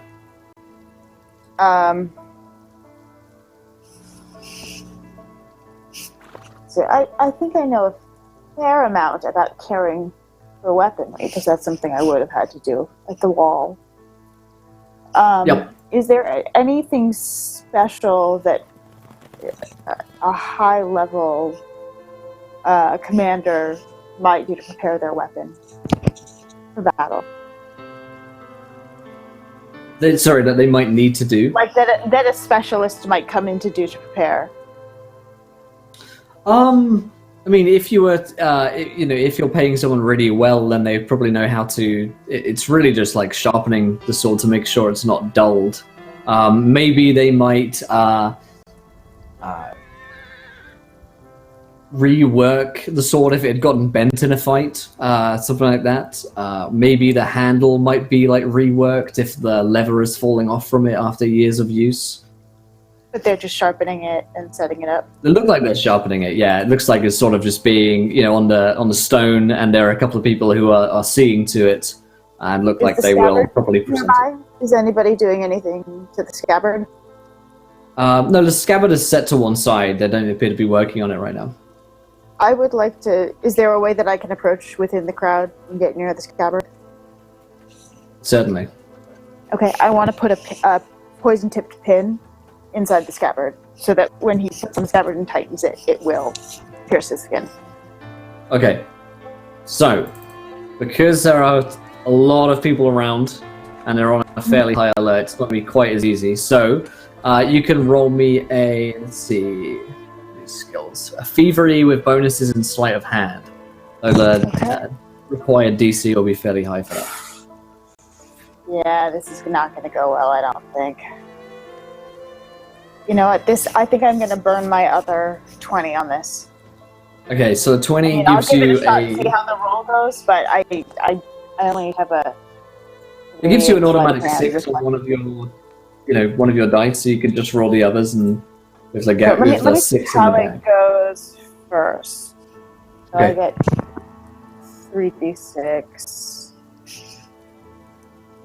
Yeah, so that would be a 9, which I'm guessing isn't going to do it. It's unlikely to. Though the rolls are pretty abysmal. The 6 doesn't. If I burn it. Yeah, the 13. I mean, to be what honest, if I don't want you to use the nat 20 if chatting it's not gonna. If Sorry, I go start ahead. chatting people up, can I charm or act in order to distract them while I'm doing that? Sort of. Let's see. Start to chat about, getting ready for battle and, that sort of get them engaged in conversation so they're not paying attention to what I'm doing. Yeah. We'll give you a. It's more of a charm than it is of a deception. Okay. If you're trying to engage them in conversation, I think so. You can roll me a charm, and that will give you a bonus to the roll if you succeed there. Okay. So no convince or charismatic on that, right? Just a straight charm? Correct. With yeah. Okay. It's almost like a fast talk. You're trying to. Yeah.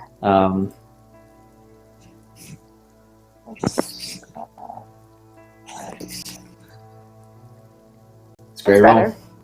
Yeah. Cool.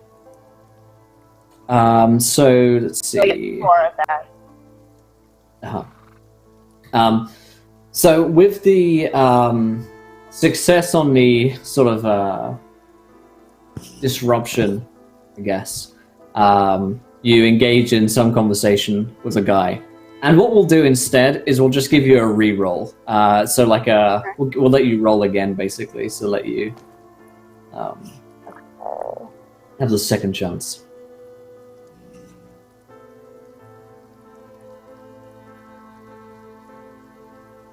Top 3 on that. Yeah, it's better. Well, it's still 13 though. 13, do you want to use your 20 on that? Sure, let's go ahead and do it. This is Cool. important. Yes, perfect. So, yes, that is a success. And so you distract the guy enough in order to slip the poison, and no one seems to really pay too much attention to you as you're doing that. Cool. Then I'm going to try and blend in and get away. Okay, roll me And a blend to see. Yeah, it's a stealth with blend in. Okay. And can I throw some? I already have disguise on, so that's not gonna help. Yeah, the disguise isn't. The disguise lets you be here, I guess. Top 3 on this. Oh, Yikes. yeah. Yep, not Okay. so good. You hear a voice calling out for you. Oi, you! Who's that? Yes, sir. I don't recognize you. Oh, I'm from, and I call off a regiment that I've, that I've sort of picked up some of the organization of the ranks. Yeah. Squints at you a little closer. And you can roll me a, let's see. Convince. Persuasion with convince. Okay. So this is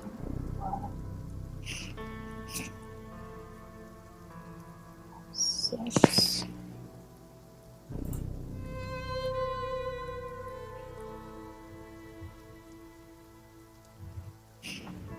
It's gonna be.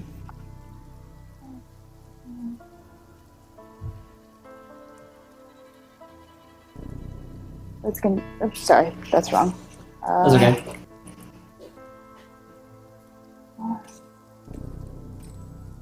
And then I get to add 2 to this. For some reason I do 4 as you bring up them. Shoot, sorry, I'm sorry. Sorry. This is a bit in the Return of the King where the orcs spot Frodo. Yeah, exactly. There we go. Oh, Let's yikes. Okay. Oh man, looking for 15. So the guy. So I have 4 ranks in that though. So it's 14 overall. So it should be. I should lose 1. So it's 11 plus. Should be 13 overall, I think. Okay, yeah. So the guy, whatever it is that you throw out to him, it's like, oh, I'm from this regiment, or I'm from, such and such place, or I'm with these guys. He doesn't buy. Okay. And that's sort of where it, maybe there's like a name that you drop that you're hoping he would recognize that he doesn't. And he shakes his head. See, we've been meant to be on the lookout for all these McNairs. Said spies everywhere, often in disguise. Well, Best that you went with us. well, here, let me get my credentials, and I go and I'll take it out. How many people are talking to me? It's just the one guy right now. Right? You're starting to get a little bit of a crowd. As this guy sort of called you out. He's a sergeant. There's a crowd, never mind.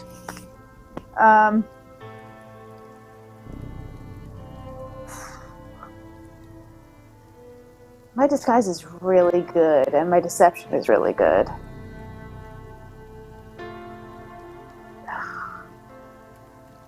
Erg.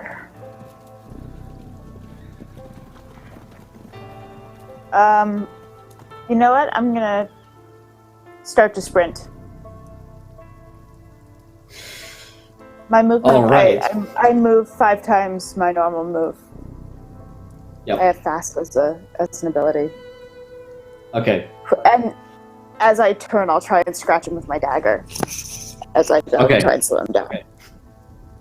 Before we do this, let's take a moment to conceive of how terribly dangerous this is. Yeah. As Folian's caught, it is that bit in Lord of the Rings where they're caught with the orcs, but all the orcs have arrows in this one. And you start to run. Okay, so which direction are you running in? Are you running back to the McNairs? Are you running elsewhere? I'm gonna go to where the thickest place, like where I think I could have a shot of going to in. Of where I could potentially go and disguise myself. Where I have my best out. Yeah. in the crowd. Okay. Okay. So first things first. Oh man, that's rough. So it would be a agility with any bonuses in quickness to run fast. And obviously you have the speed. You can sprint to move 5 times your movement speed. But the check is to evade the large amount of arrows that are going to be starting to head your way. Okay, so my sprint is 25. Yeah, But- which is feet, I think, in this game. Or maybe it's meters, yeah. I don't remember. No. I think it's 3. But Yeah. so I'm throwing an agility on there. Throwing an agility, if you have any bonuses in quickness, you can put it in there as well. No, I don't. And my agility kinda sucks. So, yeah, that did not go well.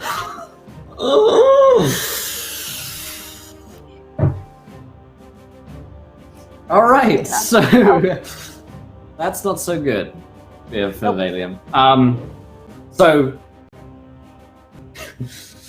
she runs, and so you get to that point where there's a breaking point in the conversation where you either try and convince him some more, but he wasn't buying what you were trying to sell him, or you run, and there's that moment of hesitation, and you just turn and start sprinting down. And he very quickly shouts after you, "Get him!" As the spy has been revealed amongst the ranks of the Blackwoods, and they are going to shoot you. And so, let me know what your combat defense is. Should have got my. My combat defense is 9. That's good. Because these guys don't roll well. Unfortunately, there are about 5 guys shooting at you right now, so, well, it's not 300. So, there's that. But 3 of them have missed so far, so that's pretty good. Okay, so... Oh, wait. I get to increase it by 2 because I have Blood of the Rhine. So that would actually make it 11. Okay, yeah, your combat defense is your agility, And it's which is 2. when we're testing the tactics, I can reroll a number of 1s equal to my cunning rank, too. If that affects anything. Sorry, I am... What was the cunning thing?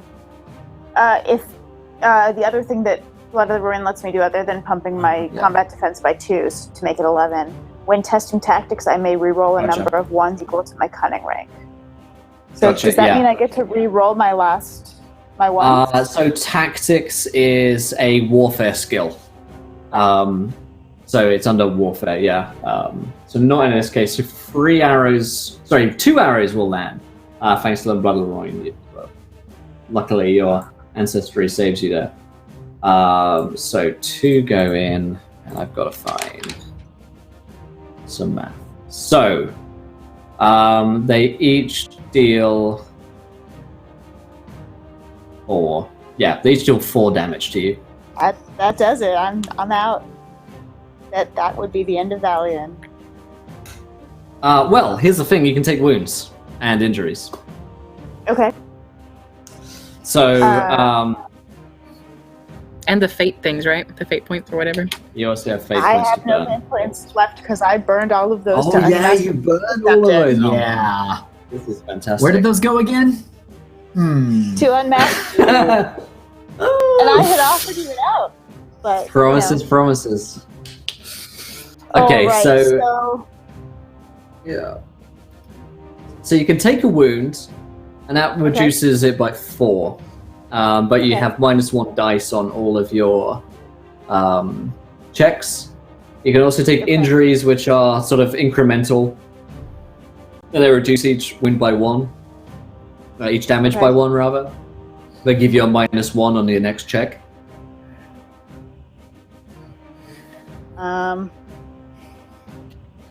Well, it's a lot of damage for me, so I probably will need to take the wound and try and get the heck out of there. That's my only hope of surviving this. Okay.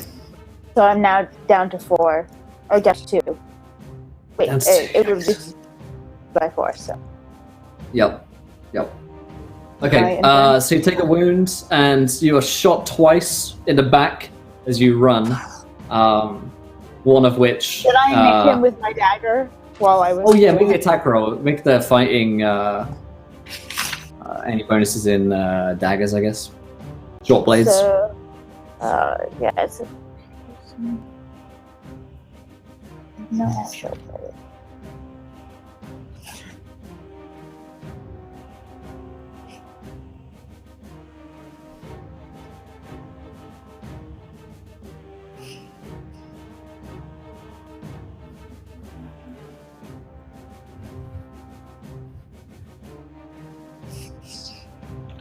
So that's 10 plus 2. Oh, and I get a second. And one more. Okay. So he's wearing chain. I'm you sorry, will have so hit him. that goes in 2. So it would be 9, 13, 14, 15. 15. 15 all in all? Yeah. Okay. So you hit him. So we then look up the damage, and you've got 2 degrees of success there. So you double the damage on the stiletto. Damage is your agility, which is 2. So, and piercing 2. So it goes to 4. 2 of which pierces through his armor. So he doesn't die immediately from being. He gets the poison. Yep, exactly. So he doesn't die from the stab wound, which sort of cuts across his arm, and he shrieks in pain. But very quickly, you know that blood is gonna, poison is gonna start pumping through his bloodstream, and that's gonna be the end of him. But nonetheless, the whole camp is on you at this point. So, unfortunately, seeing as you've been shot twice and you're running through the middle of the camp, you need to make another running check, which is agility or any bonuses in quickness that you have. Unfortunately for you, you also are at -1 dice. Yeah, so to the roll. it's not going to go well. Not so hot. That's all I got. I took the extra speed to try and move faster, but it's not You're moving gonna- fast. You're moving fast. That's not the problem so much as being an open target in a tough spot. Yeah. Okay. Let me roll dice. And they're trying to hit 11. One of them hits. Oh, fucking hell. Wow. And that one misses. That one hits. Okay, so no one misses. So you've got 3 coming in here. Each of them deal 4. Which I don't think... Yeah, you're borrowing They won't have right any now. rolls. Yeah, Yeah. because your endurance is My 2, endurance so is you can only take 1 wound. Yeah, the second wound is actually kills you. not built for combat, built for retreat. So all out of endurance, all out of wounds. The injuries don't do it, and you're all out of destiny points. That would be the end of Valiant McNair.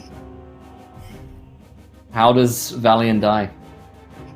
With a whole bunch of arrows coming at her.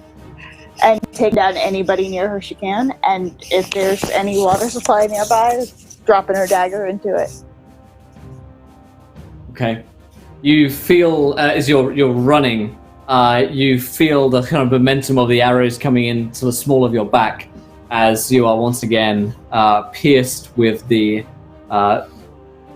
steel tips of the arrows and bolts coming in to your back. And as you fall over, realizing that this is indeed the end, you look up and your vision a blur. What's the last thing that Valiant sees or says? I think she looks up and sees the clouds.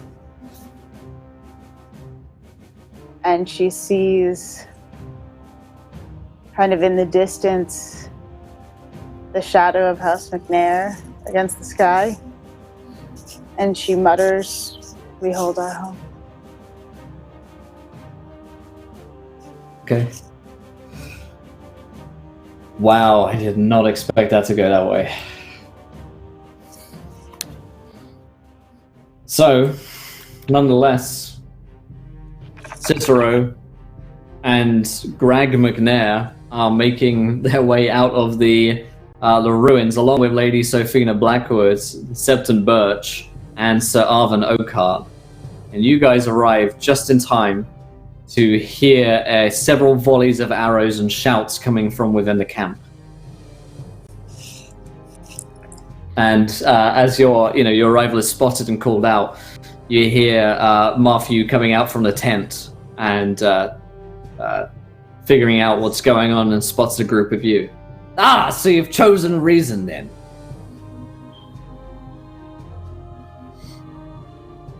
We've come to exercise our right.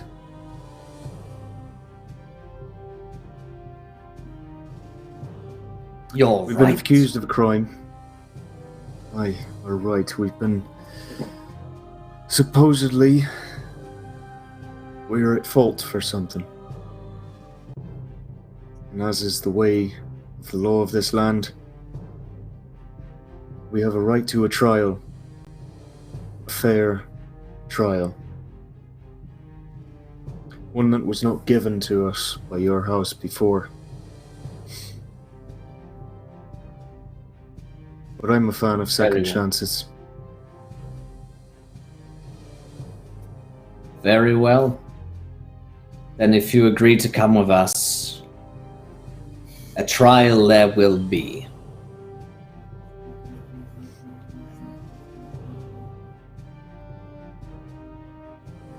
Cicero looks around to the group that's with him.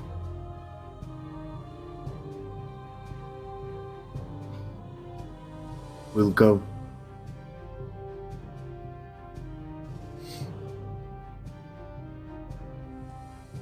Very well. The rest of your people here will live thanks to your wisdom. Now, come with us. And a runner comes to him and says something in his ear, and he turns with a smile on his lips. Oh. Really? Well, that is interesting. Seems as though one of your kin found her way into our ranks already. What are we to say of this treachery? Yet again, the McNairs prove themselves unworthy.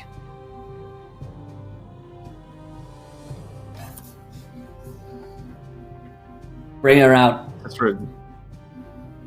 Oh, shit. So, as you guys wait in shocked silence, several soldiers bring forth, stripped of her disguise and armor, the body of Valian McNair. Pierced in the back by 4 arrows. She is dead.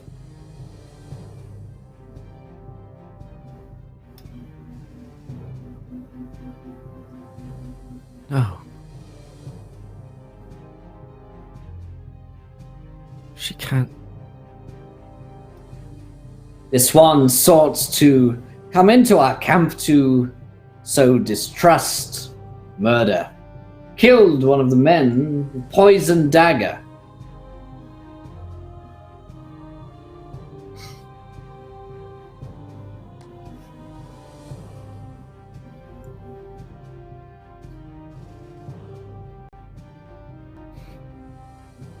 I'm sorry. There will be no trial for her.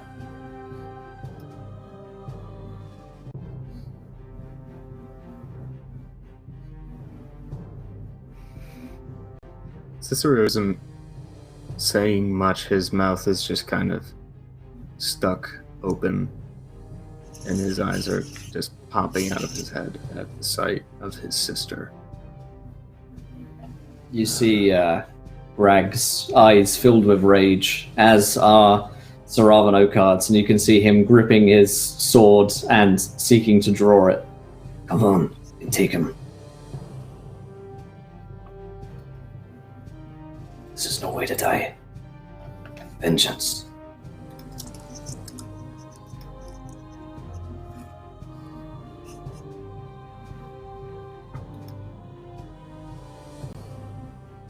Cicero looks back to Matthew.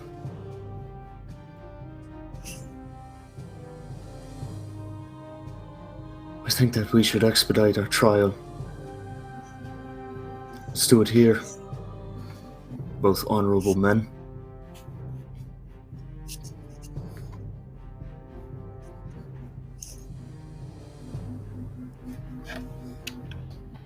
He looks at you for a moment. I am not he who accuses you. You are to stand before Lord Bolton. Time to bring you back. Now, unless you wish to share the same fate here as your dead sister, then I suggest you come with us. Then your right, as you so care about, will be honored at Blackwood Hall, as were the terms of our agreement. Once you have already betrayed it with your sister, last chance. Lord Bolton accuses me. Of what crime? I thought this was between the Blackwoods and the McNairs. What hand does he have in it? You are a fool. Now, you showed me kindness once, and I am showing it back to you. Come with us. Face the trial. In honor, or die here and be forgotten, like the rest of your family.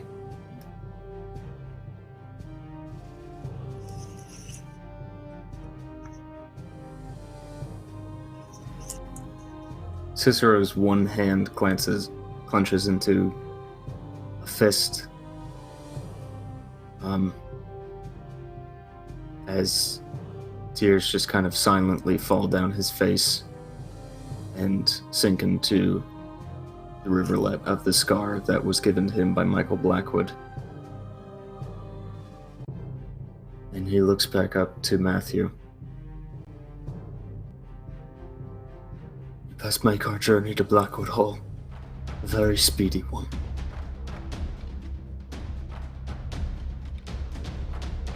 Very well.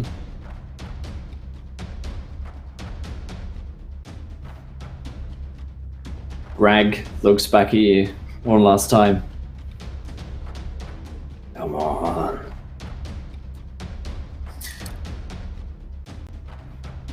Birch, looking at the body of Valian and seeing Cicero in tears, realizing he's going to fall directly into what the Blackwoods wants, decides to step forward and say, right, I've had about enough of this McNair nonsense. Matthew, it's great to see you again. I believe it's time I go ahead and reveal myself. The information the Blackwoods have been receiving, all of that's been coming from me. I'm the one who has been working with your army to undermine the McNairs, and before I am stuck traveling with this lot, may I please join the civilized folk. Yeah. Looks at you. Is that so? Turncoat amongst your own ranks. As you said it yourself, the McNairs could not be trusted. We had to keep an eye on them. Well enough. Good that you came to your senses, Septon. Yes, You may join us. And Birch begins to walk over to the Blackwoods, and as he approaches, he does kind of have a smirk on his face and says, "Oh, I hope there's no bad blood about that basilisk venom trick I pulled on you. There were, of course, no consequences to the potion I gave you. That was simply a placebo." Yes. Good. Yes. And as he does approach, he will say, "This, on the other hand, works," and will hold onto his jar of fire milk and attempt to smash it into Matthew's face as soon as he gets close enough in reaching distance. Valion's dead, Cicero's captured, Birch will be a pawn for no one, he'd rather die. And as you do that, you hear a roar from the rest of the Blackwoods. And the chant goes out from those back in the ruins of McNair Hall as well, as Greg unlimbers the axe from his back and looks at Cicero and says, "Now is the time, boy! Now!" He's running. Cicero, who's been essentially cornered in the ring and taking hit after hit and just kind of comatose and living, absolving himself to the pain. Seeing the Septon do this is kind of jolted back to attention and just mutters, "You dumb fool," before drawing his sword and charging Matthew.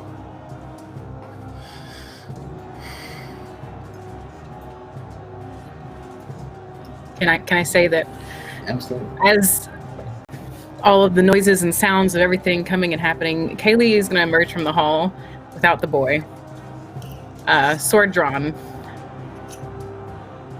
and running towards the fight. Haley is fucking boring it right now.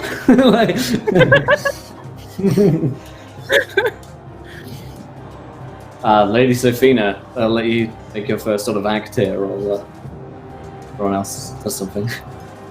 Lady Sophina pulls from her side a rather intricate-looking dagger, and she raises it above her head, and she shouts to the countless soldiers around her, "My name is Lady Sophina Blackwood. I am heir to the throne of the Blackwood family. Captain Matthew will perish here before you. You no longer have to serve under the hands of my tyrant father. I have forged an alliance with the Blackwoods. Their armies will join us. We will rise up. We will take back the throne. No more iron fist shall rule you. Rally under me and I shall be your new queen." Cool boy. Why don't you go put on your brother's sword? You can roll me a...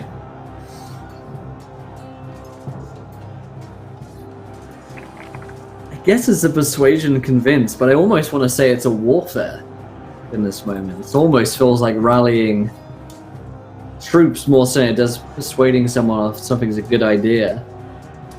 So I think I've talked myself into it that it's a warfare roll. If any bonuses in leadership that you have.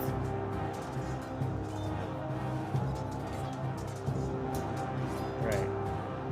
4 dice for me. Nice. Wait. 4, 3, 2, and 2. I'm gonna go ahead and burn a destiny point. I don't fucking care. Good If there was ever a moment. idea right there. So, as you shout and scream and call out in the most commanding voice that you can muster, there's no right now. What's happening is chaos, and there's charges from both sides happening. But you will notice that there aren't any arrows from the Blackwoods coming in towards you, at least immediately. There's no one who seems to be trying to fight you. It seems like people have heard your words. So that's what I'll give you for now. More as it comes in. So let's get this fucking roll with Seth and Birch. Let's go, baby. What do you got? Would that be a fight, I guess? Yeah, it's a fighting, yeah. With any okay. bonuses in improvised weapons, I guess. No, none. I have, wait. These successes, both of those. Level 20. And Yeah, both here it goes. And then this on top of it. So a Nice. 15 total? Yep, that is gonna hit him. Do you know what the damage is on that? So honestly, there's not like a damage really listed. It just says it is a it burns the skin, and I was hopefully trying to smash him in the face to In his kind skull, of yeah. yes, and Cool. it also takes away from his athletics if that affects anything here, like his movement or combat or anything like that. I just wanted Birch didn't want to kill him. He knows he can't. He just wants to fuck him up so someone else can. Nice. So you run in, smash the bottle into his face, and he just comes away but he's going full Anakin Skywalker right now. As his face is melting away in bubbles, and he just screams out, "Bring me my sword!" As his face is just skin just sloughing off from his face with the burns right now. He's reaching out a hand for his squire to arm him, which we'll get to on his turn. Cicero, you watch as Septon Birch crushes poison into this man's face, and Matthew is left screaming and in pain as both armies are about to clash in battle.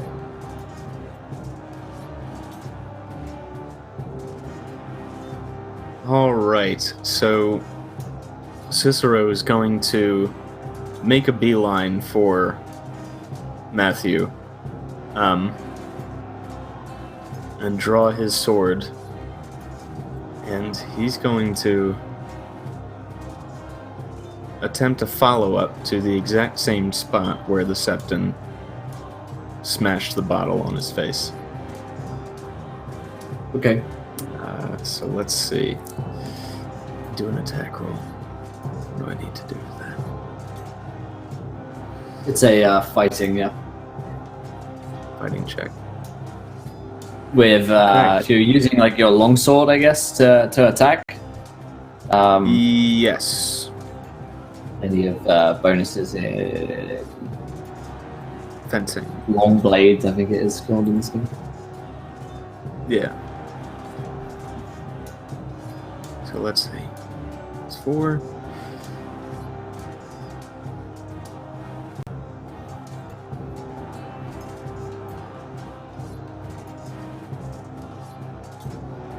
Sorry, what was the roll? It was a 10, but I can't. Do we take 10? out the lowest one?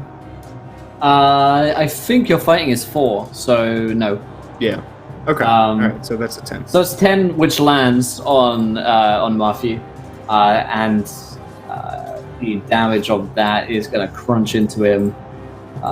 It doesn't get past much of his armor, so in effect, because the roll was fairly low, he is wounded he kind of puts his arm up, and you just hack down into his arm, and it comes away, blood's dripping from your sword as that happens. Okay, that's Cicero. Kaylee, you are with the rest of Greg McNair's soldiers who are running down. You don't have to be a tactical genius to know that they're all going to die doing this. So does Kaylee have line of sight of Cicero and Michael? Absolutely. Matthew. Matthew. Yes. They're all M's, yeah. Evil M's. Too many. Okay, so she has line of sight. She is very good with a bow. And I want her to, because like I seeing it, like we've got maybe give me a little help from it, but she's going to pull her longbow and not an arrow and try to hit with her line of sight to Matthew. All right, give him a shot. Okay, so just 46. Yes.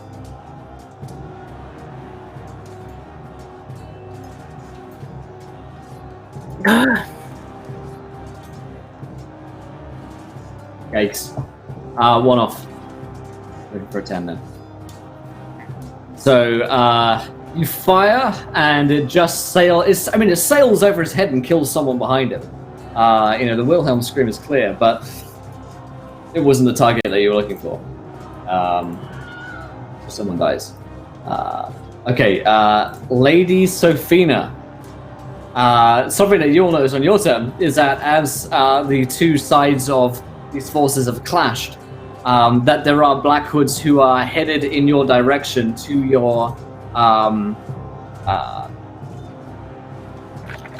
call, I guess, your rally. Yeah. And they don't look to be here to kill you.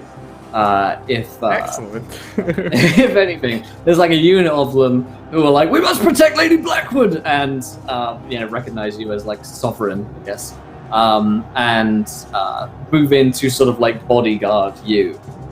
And you're not sure from where it comes, but someone slips you a dagger. Like hands me one, yep, or stabs me. Well, it's just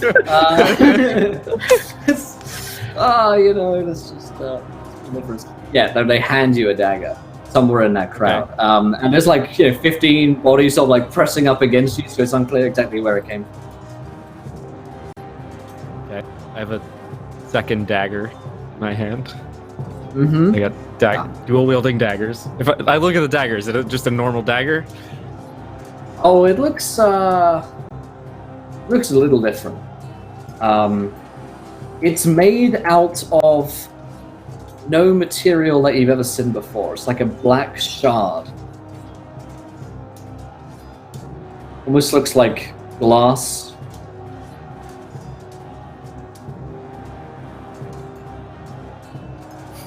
Cool.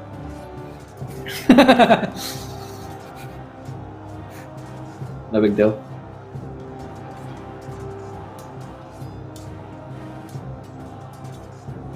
What do you want to do, Lady Blackwood? It is your turn.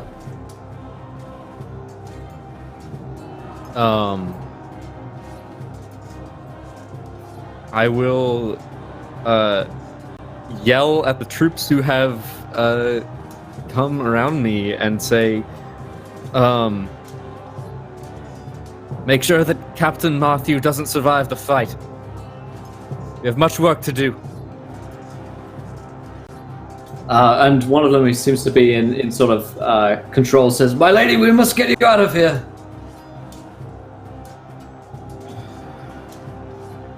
Not yet.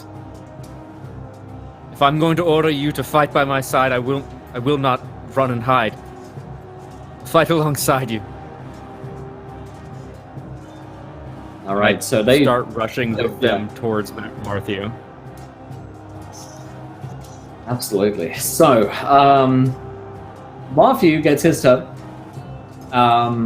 and he gets to do some fun things, which is to try and kill Septon Birch, who just stabbed him. Has the poison not worked at all? Like that happened he has way before any of this happened. He hasn't received his sword yet.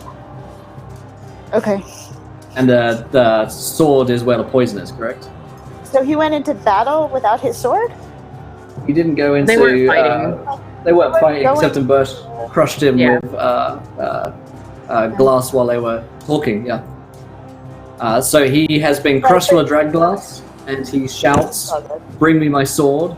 And the guy brings him the sword. So what are the effects of the poison? I mean, it's basically once you have a scratch, it's lethal. Okay. Is it like a mechanic thing? Yeah, Is it like a poison that was in the book?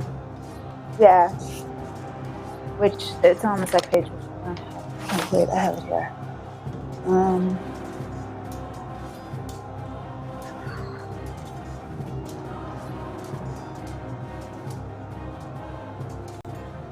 I think it was on the Devon sheet. Oh, I'll go look. Poison. Oh yeah, here I had Grey Cap Wolfsbane, Basilisk Venom on me. So I think it was Sweet. Grey Cap was the.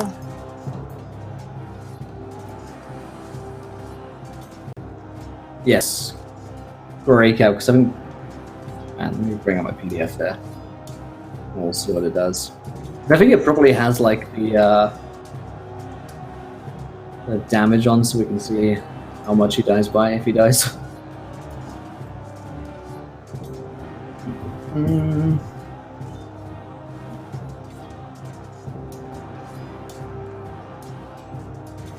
There it is. And we'll see those numbers.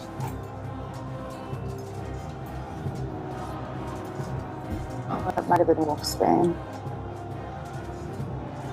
Yeah, no, the poison that I'm looking at, they don't give you any numbers for it. Oh, that sucks. Okay, well, let's just hand wave it.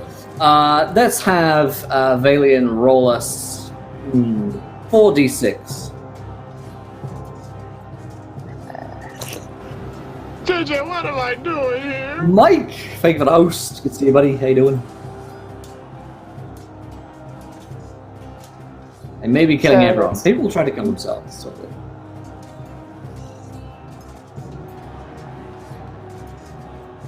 Uh, 46 is 15. Matthew has 12 health. So in fact, Dan, why don't you describe to us what it looks like when someone dies from this poison, or when it pricks him, and how quickly it gets into his bloodstream, and what that looks like. I mean, the way I had pictured it was that it works really fast, and it essentially basically boils him from the inside out. I like that. Everything, yeah, kind of everything sort of liquefies and burns, and it's pretty gruesome. He sort of gets Raiders of the Lost Ark.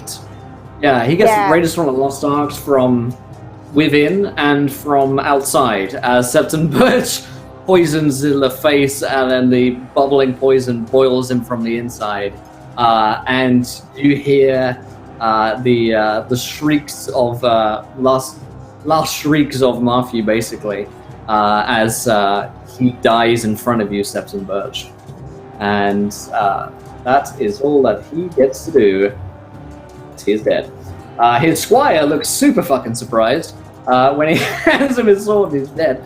But then again, he has been attacked a fair amount. So we do sort of large-scale warfare rules. We hand wave because they take about 3 hours to do. So you pretty much roll a d6 for the unit. Is how I usually play it for each unit, as in a battle for each side, and then you compare who rolled better than the other, and then decide how many died. So it's 24, and there are 5 of these guys, so the difference there is what, like a 9. So battle is met by the Blackwoods and the remaining tribesmen of the Lord under the mountain, Greg McNair, who at this point is wading deep into their ranks with the rest of the soldiers. Nonetheless, as we mentioned before, the Blackwood soldiers are better equipped and better armed than the rest of the McNair forces, so you're seeing a lot of them die as well. It's a bloody mess right now in the battlefield. If I order the Blackwoods not to attack, how many of them will listen? You've got like these 20 guys who are paying attention to you, and seem to be, like your bodyguard unit, like I guess what you would call loyalists to Mhm. the Blackwood name more so than anything else. And the other problem is that most of the time, like commands are ordered via like flags and trumpets and signals and that kind of thing. So what you could try to do is like get to their like trumpeteers or their standard bearers and try and affect their orders via that. I would do The that. McNairs are just sort of wild. Yeah. We'll get to that on your turn. That's how you can do that. So we'll swing back up, and the Septon acted first, so we'll have Septon Birch. You've just watched this man die before your very eyes.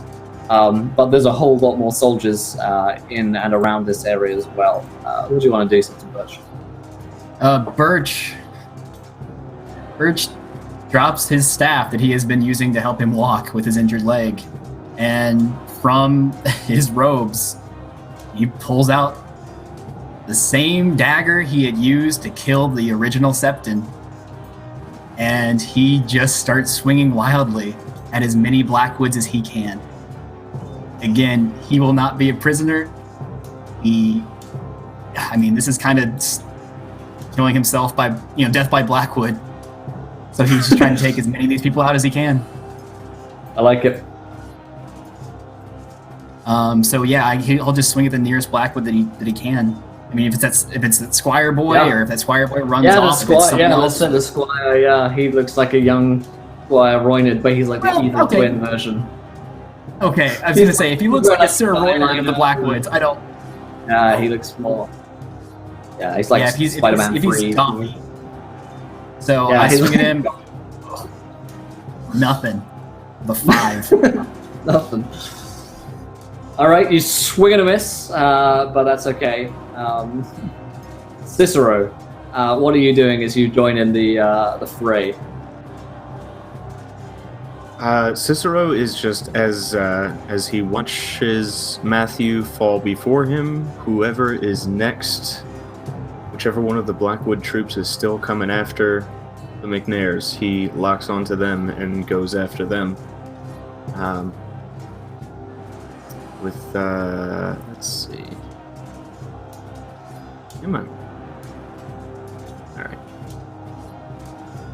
Ooh, with a not good attack roll of an 8. Nice, man. These fucking rolls from Cicero. Nope. You're looking for 9s on the normal dudes and 10 on captains for the most part.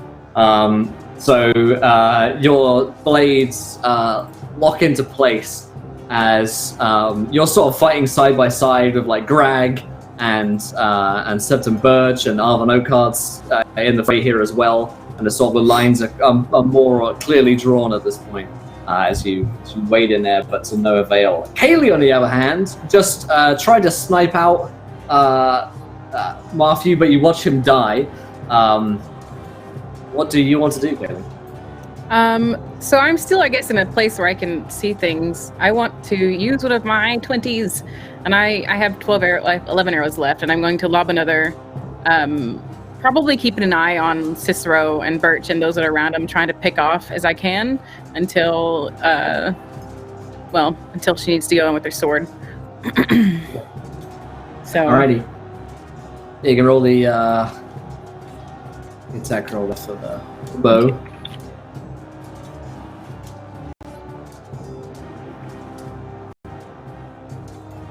And do I just replace one with a... Place someone with 6, yeah, absolutely.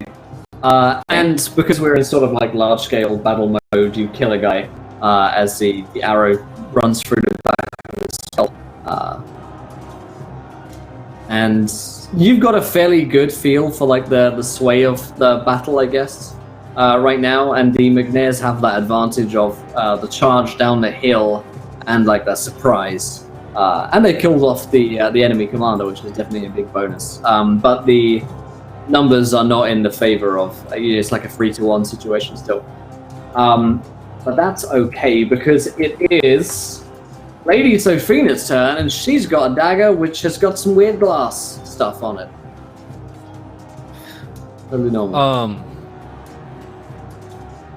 I've just rushed towards the now dead Captain Matthew.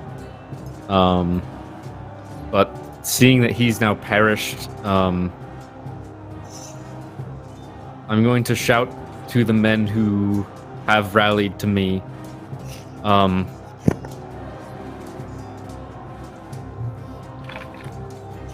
You five, stay with me. Protect Lord Cicero. The rest, go off to the flagsman. Turn the banners, Okay. sound a retreat.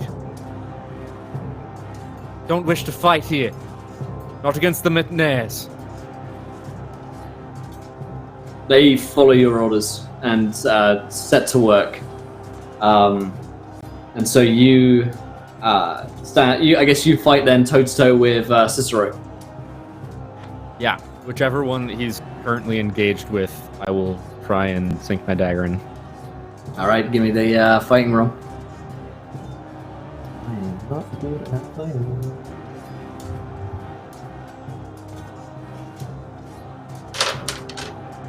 It's an 8. Dagger gives you a +4, so it's a 12. Sweet.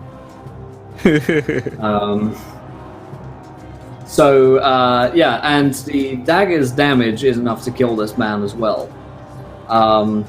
You basically run it through the man that Cicero is fighting. Cicero, you see this dark shard of glass go in through this man's back and in through his man's stomach and out through a man's back, and falls off the dagger almost immediately. Looks cold and dead, almost instantaneous.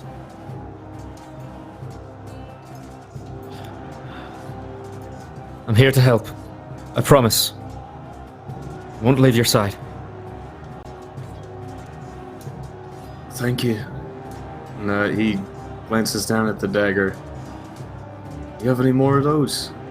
He just kind of smirks as he turns and begins to swing at his next opponent.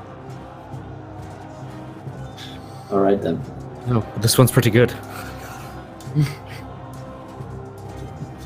All right, so larger scale rolls for our friends over in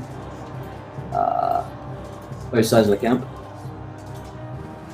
So wow, holy moly! That plus the addition of your efforts as individuals killing off the enemy commander is a big swing. Haley, particularly on the top of the hill, sniping down, would notice that the forces of the McNair seem to be gaining traction and pushing through the shield wall of the Blackhoods. There's even a faction of Blackhoods who seem to be fighting against other Blackhoods, led by Lady Sophina, and they're headed for the standard bearers. And it looks like there is a feeling of nervousness running through the ranks of the Blackhoods. They realize that they are leaderless, and the people they're fighting are basically fucking barbarians who are fucking crazy.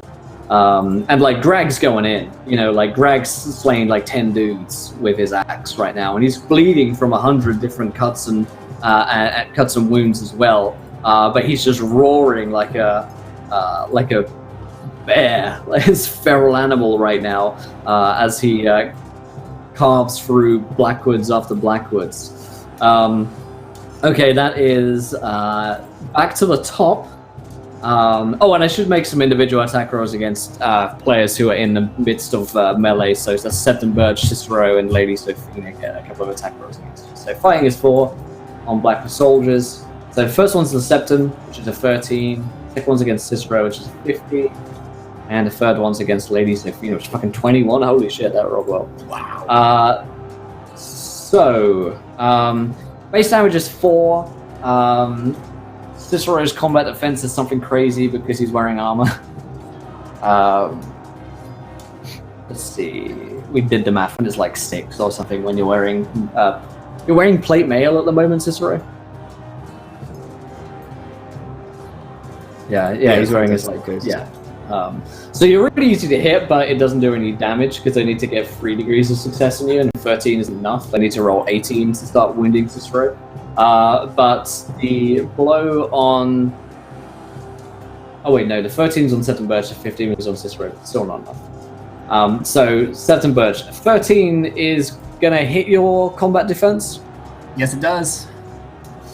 Okay, so your combat defense is 10, so it's only no degrees of success, just flat on. So it's 4 as the base damage. Birch is on single hit point. So he is, I mean, his leg's already wounded. He, I guess, got gutted here pretty bad. And so he is just like winced over, barely standing. You get a nat 20 from Tool Squaller.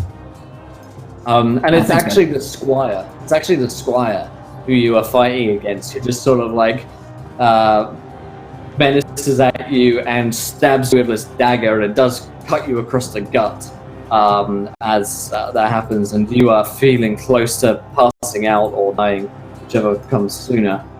And the last one was against Lady Sophina. Lady Sophina, what is your combat defense? Did you figure that out? I believe that would be a 10. Wow. Okay, so coming in at you is 12 damage. Okay. I have 9 health. Okay, so what you're going to want to do is probably take a wound here, which reduces all damage. You do have 1 wound. As long as you have 2 in endurance, right? At least 2 or more. Yeah, I have 3 endurance. So cool, that's really good. So you can take up to 2 wounds. So you take 1 wound, and that reduces all damage, so you're still on 9 health, but you're at -1 dice on all of your checks until you get the wound fixed. Great. So you stab a guy, kill him, and another guy just steps into place, hacks down at you, and cuts you in what looks like was about to, get to your heart, but just in time you turn, and whatever armor you wear sort of turns it to one side. Okay, and so that's back to Septon Birch. You've got a Squire in front of your eyes, you've got a nat 20. I'm burning that nat 20 and rolling these extra 2d6 for an attack on him. Which, oh wow. He's bad, folks. He's very bad. Yes. Oh, he's bad. Yikes. Okay. That's Septon Birch. Ladies and gentlemen. Tonight I have been Septon Birch. You swing, and even the Squire, who unknighted, unlike Squire Sir Roynid, it's also cool, thank you, buddy. He manages to turn away the attack, and you find yourself a little bit less confident than you were a couple of moments before when you crushed that into Matthew's skull. Cicero, there is another Blackwood soldier in your path. You feel the tide of battle is with you, and yet you watch as your friends are also dying or dead around you. What is it that you want to do?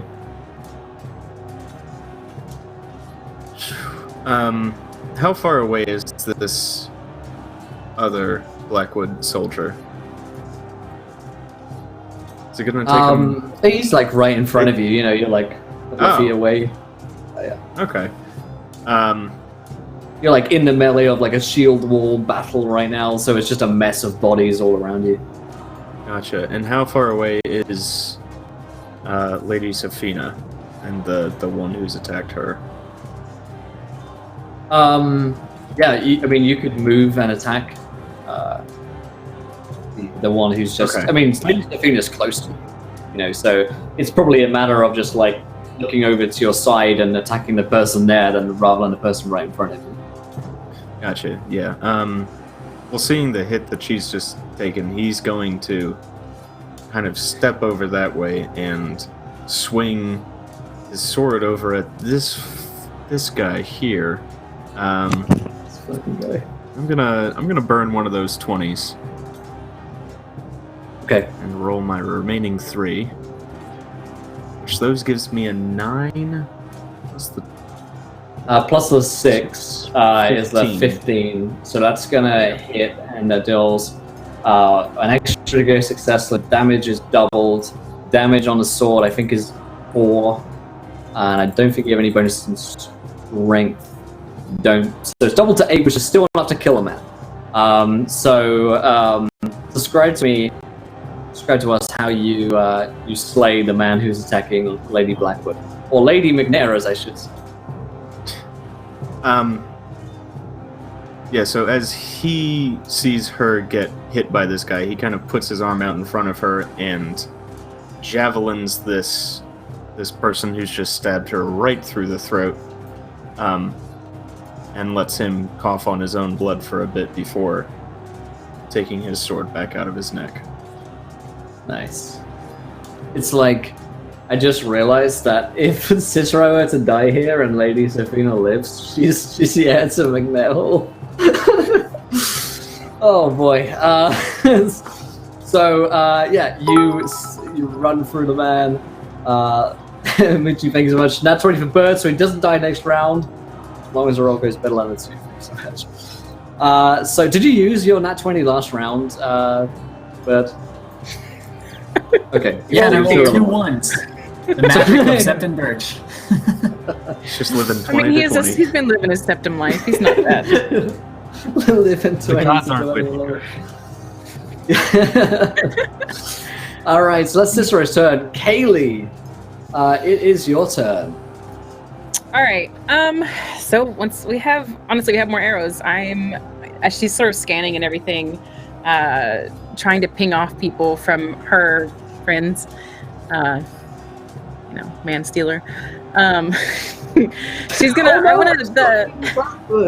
Oh, how did that happen? No. Oh my god, did it again! No, I think she's gonna noose and probably try to. If it's possible, not too powery, to see Birch down and try to shoot the.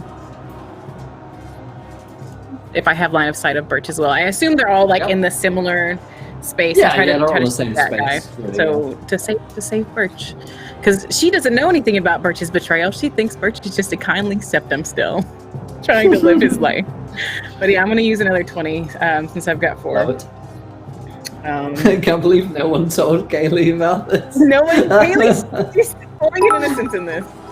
Jeez. You wouldn't need it. Cool scroll. That one to whoever attacks the septum. Hey, thank you, buddy. That's very useful. So I imagine her right. nodding it and letting it fly and just seeing it light him up. Yeah. Absolutely. Yep. Runs a guy through the throat that was fighting. Actually, it's the squire. It's the squire who was on Septon Birch, I guess. And you just watch this young boy, really, probably no older than 13 or 14 years old, die right before your eyes, Septon Birch, as Kaylee shoots him. And I feel like we all know after Kaylee beheaded a horse, she doesn't have a whole lot of honor amongst everybody. It's all fair game. You're 13. You're old enough to be married in this world, so you're a man. Yeah. Kaylee doesn't like kids, so. She doesn't like kids. Are you specifically targeting children at this point now? He looks youthful. No, it's dude, it's that old saying, women and children first. It applies to battle, right?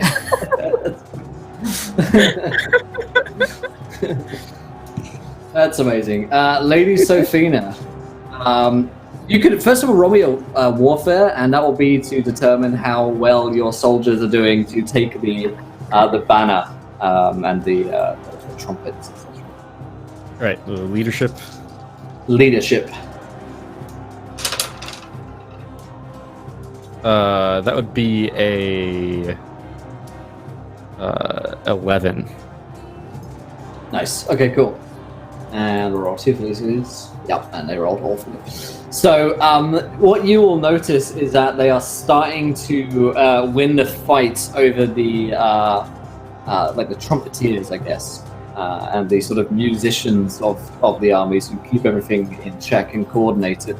And your small band of soldiers are fighting their way through there, and you only catch glances in amongst the battering of shields and the slaughter of people around you, but you feel like that's going well. More pressingly, however, Cicero just murdered someone that was trying to kill you, and that almost did. What would you like to do?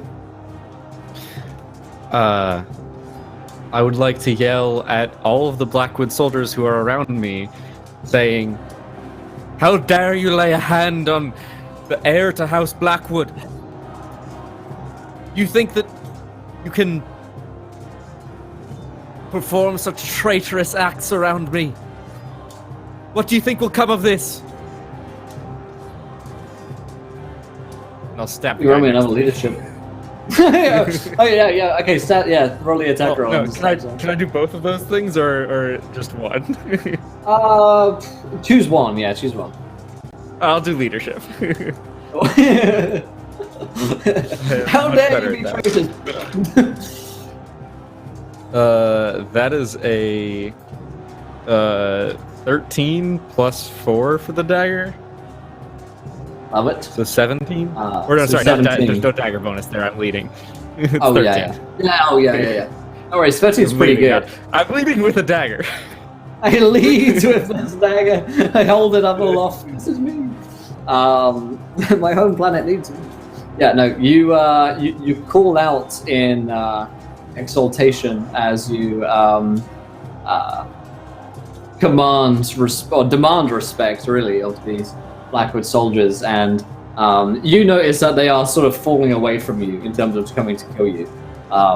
They look unwilling to want to fight you, at least. They're here to kill McNair's, no question. But as for you, that's another matter. And you best not hurt my husband as well. I forgot to say that part. All except either, for that matter.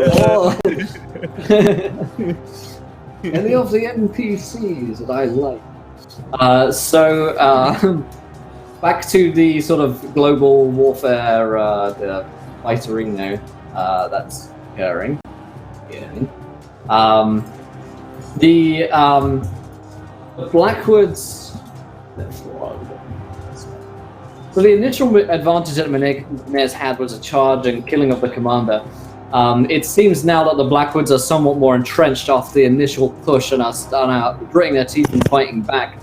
It is key to take the standards and the trumpeteers at this point. Otherwise, you fear that there will be even heavier losses on the part of the McNairs. In terms of numbers, you're looking at well over half their force have been obliterated within the first minutes of combat. So you've got maybe 50 soldiers who are left fighting on the McNair side.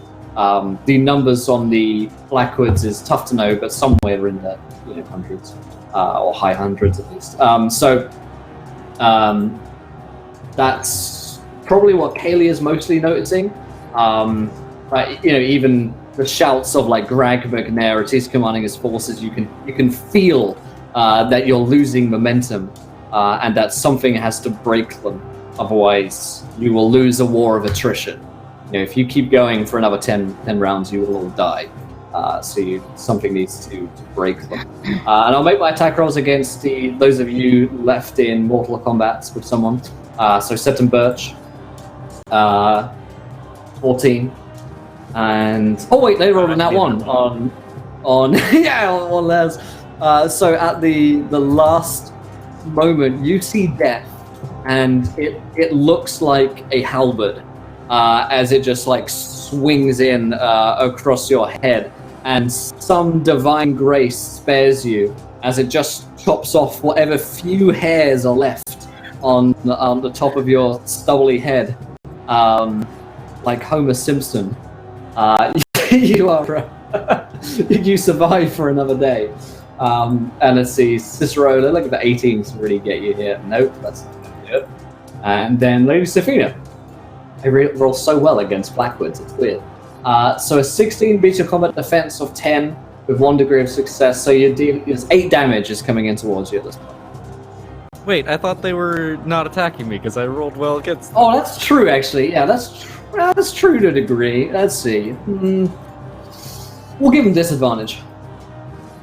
That sounds like it's fair, because there's a melee going on. So it's a 15. Which is still the same, in effect. So 8 damage is coming into you, lady. It's like a rogue arrow or something. People just fucking die in battle. They're a random... Rogue arrow. It's a stray arrow. It feels like it's coming from behind you. It's really weird. So I've got 9 health. If I just take that 8 damage, what happens? You're on 1 health and you're still alive. It's very much like Alright, D&D in that if you have 1 hit point, your functioning is exactly the same as you're on full health. So mechanically, there's that. What Alrighty. could go wrong? What could go wrong with being on 1 health? What happens if I'm on 1 health? It's totally cool. It's like it's a really good state of being. Good. I encourage all of you to be Better on 1 than health. 0 health. -1 is also good, baby. -1 is also good. So that's what happens. So essentially, it's an arrow comes in from over someone's shoulder and just locks right into just above your heart.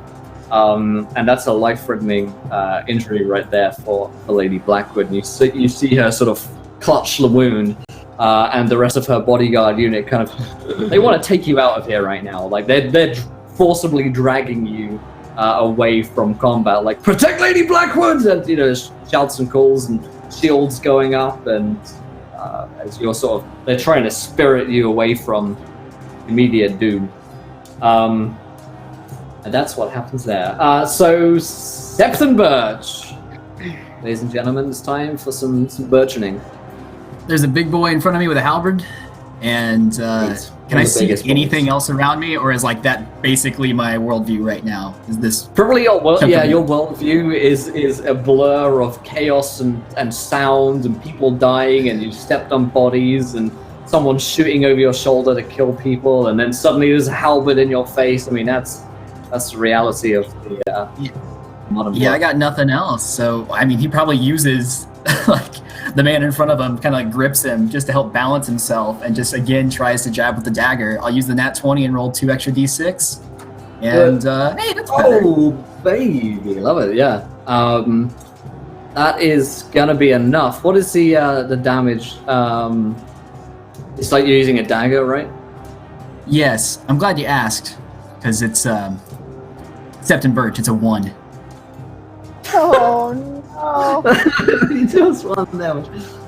It's okay because you, with the nat 20, you also double. So you double that.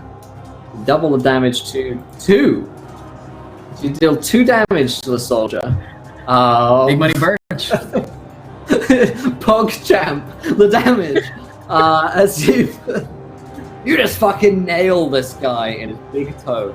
As you He slips and like just stabs his toe into the Hey, you give up Take that. Good way to get someone to fall prone. Yeah. Let's say that. Pulling that 20, he like slips in the mud and blood and shit of the chaos of that. He's like slipping over on his own armor right now as you stab him. It's a cunning blow by Septon Birch. It doesn't look like it does too much, but it does trick his footing. Therein lies the greatness of Septon Birch. Let's see, Cicero. Let's swing over to you real quick. Cicero, what are you doing? So the fellow who was previously about to attack me, I'll turn my attention back to him, and I'll take a swing at him with my sword. Okay. Let's see. For that, we have a 16. Nice. He dies. How do you kill him? So as I've pulled my sword out of the other guy's throat, and I'm kind of letting Lady Sofina be pulled back to safety by her guard, and in one motion, I just kind of swing across and cut his artery and his windpipe across the space between his armor. Nice. And let him bleed out as well. Nice. Dies almost silently, the sound of collapsing armor crumpling beneath him. Haley, you're not feeling great about this fight right now, Haley. You realize the tactical need for you to win quickly, else you will lose. It's so hard to make a choice in that on whether it would be better for her to run in and fight by sword, or if she would continue to do more damage, like just trying to knock people out as we go. Well, I'll give you this much: you can spot standard bearers and trumpeteers, and you can call shots to go specifically for those figures if you wanted to. Okay. Well, I guess we'll do that just to try and help them stop the rallying against us and help us to move on, instead of her running in and attacking with sword and probably just dying as these rolls are going. But I'm not going to use another 20, but I'll shoot towards that to help sort of quiet their calls. Nice. I got some pretty good rolls, actually. That's damn fucking good. So you snipe out some of the one of the like the standard bearers who's running to call to reinforcements to come in or movements of troops, etc. Take him out. The banner falls, and that is a key moment or a bit of a swing there. Lady Sophina, first thing is to roll the warfare leadership roll for your troops who are trying to overtake the position of the bannermen.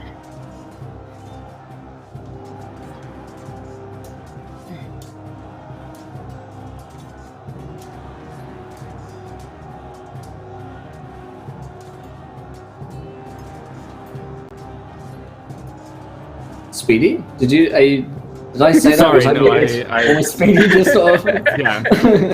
Lost it for a second. I'm just going to continue shouting at... I'm going to continue shouting at the bannermen, or at the people around us as well. But yeah, first for the bannermen. Yeah, the leadership warfare roll there. Yeah. That is a 8. Okay. And what is it that you'd like to do on your turn? I would like to shout at the people specifically around me to stop attacking me and Cicero. Actually, as I'm being dragged away by my own men, I would like to try and shout at the others to stop attacking Cicero. And at least get a couple of the people who are with me to fight and help Cicero. Okay. So that's not leadership warfare, I think. Okay. That is a 12. Perfect. So yes, you see that Cicero's position is reinforced by some more Blackwood soldiers, and it gets a little bit confusing because its uniforms are pretty much the only way you can tell anyone apart. But they are the only ones wearing uniforms, so they step in next to you, Cicero, and they seem to be fighting for you, these Blackwoods. So that's something to note. And we get to what is like to be the last cider roll, and thanks to your guys is killing some bannermen.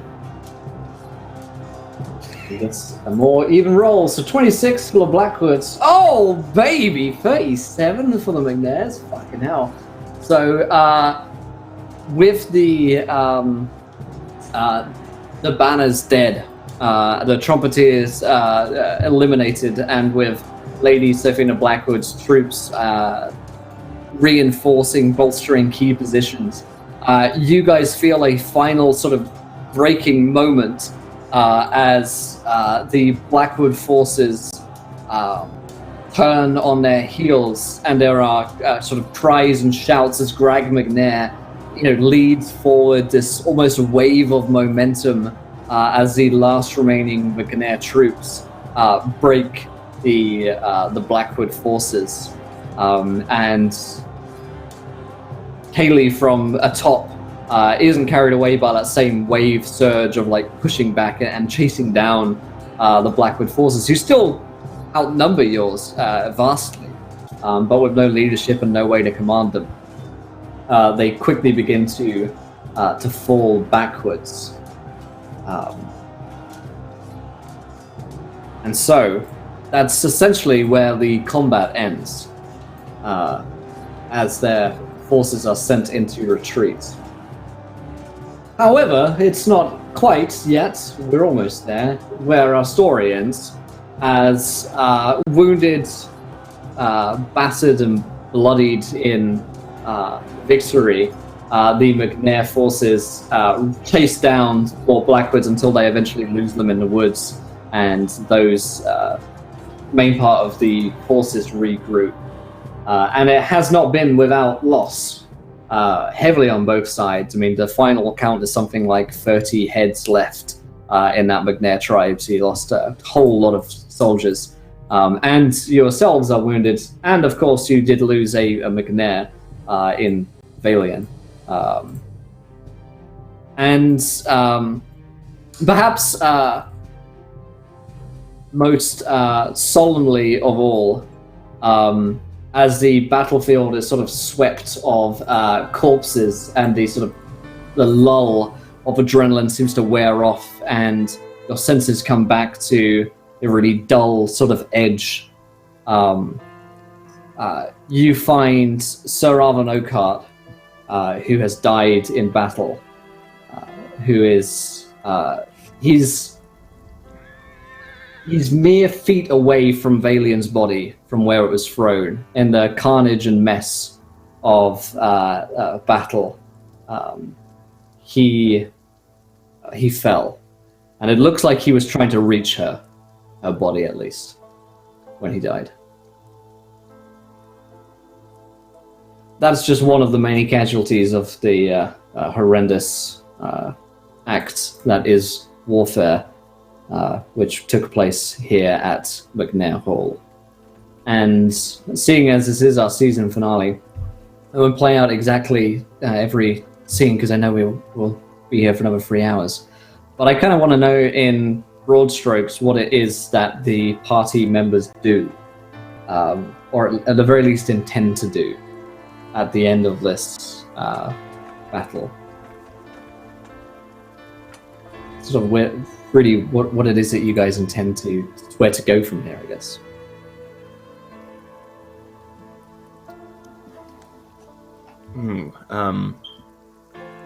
Let's see, Cicero is definitely going to have Sir Arvin's body and Valian's body gathered and properly dressed and sent back to McNair Hall for a proper ceremony.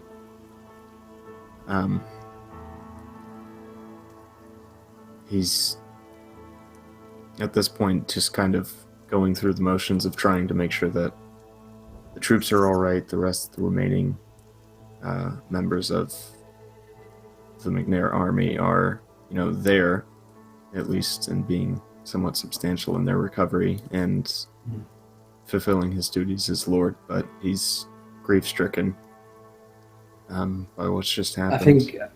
I think the little vignette that will play out is, Greg sort of stomps over towards Cicero as you're counting the dead, and he sees the bodies of your sister and friend, and nods. He sort of spits out blood and teeth.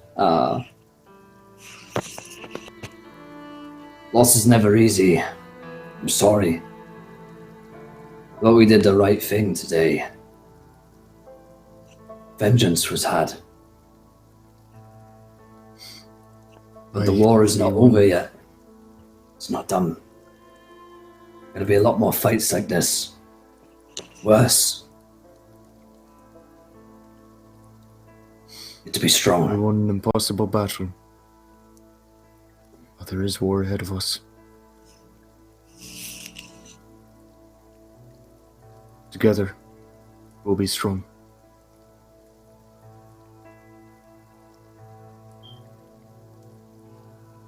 And We hold our own. grasps.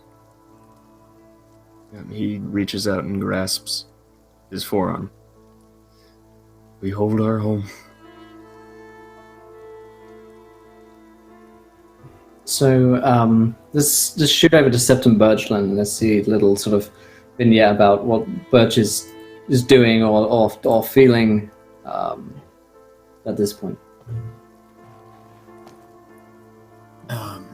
Birch is hurt. I mean, Birch was already a pretty weak man, and this battle, he was not prepared or built for it. He entered this knowing he would die, and yet somehow he did not. He needed to die because he's a made man here. Morton's out there and knows him. It's just, he doesn't have a place now.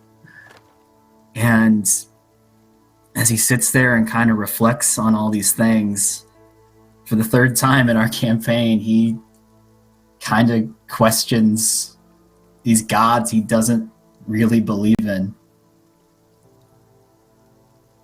Wondering why they kept him alive, why he's still here when so many other people aren't, and knowing what an absolute awful man he is.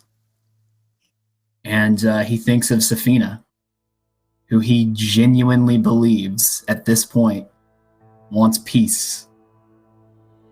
And knowing his actions helped prevent her from returning to Blackwood Hall, prevent Cicero from going back. Well, he doesn't think it's going to make up for all the awful things he's done, but maybe it's a start. Maybe that's why these gods that maybe exist, old ones or new ones, have kept this sorry bastard alive. So, going forward, I mean, he might be looking for his escape at some point to sneak away and start a new life, but no matter where he ends up, he starts reading those books he has a little bit more carefully and closely. And the false septon, for the first time, starts to gain faith. I think the one vignette I will play for Septon Birch is as you're going through the dead and counting the bodies, and maybe you're being healed up a little bit. You spot there is a sort of crowing sound from a bird, which has landed on one of the bodies of the dead, one of the slain. And it's a raven. It turns its eyes to look at you, and you notice that something's quite strange about this raven because it has three eyes, one in the center of its skull. It sort of turns its head to look towards you and jumps onto your shoulder. And I think we'll pick up with Septon Birch and that story at another point. Kaylee. So Kaylee, after all of this, comes down from where she was shooting and makes her way towards the bloodied and bodied field, and kind of just goes past Cicero and Safina and goes to Birch to sort of help him and help him up.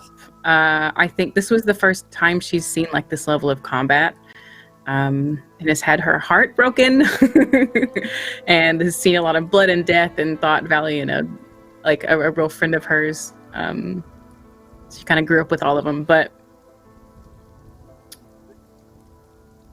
I think she's kind of like in a weird numbed state to it all, and just goes to help, because once again she doesn't know about the septum, and just goes to him and goes to help him and aid him, and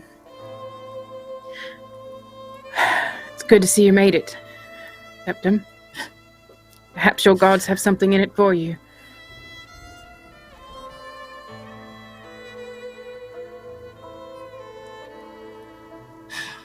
He's breathing heavy, can barely move except without her assistance. And he thinks back to when he encouraged her to join the fight, to join the trial by combat. And he just shakes his head. I always knew you were the strongest of them all.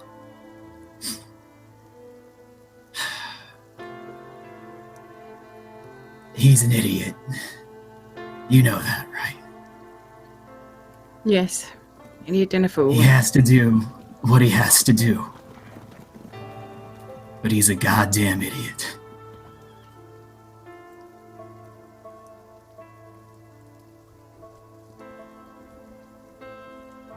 Well, there's not a lot we can do for that, can we?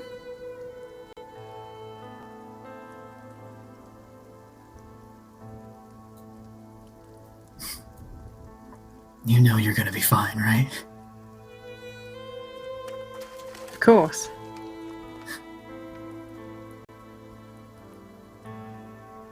If I made it through this, it's a lot more than I can do.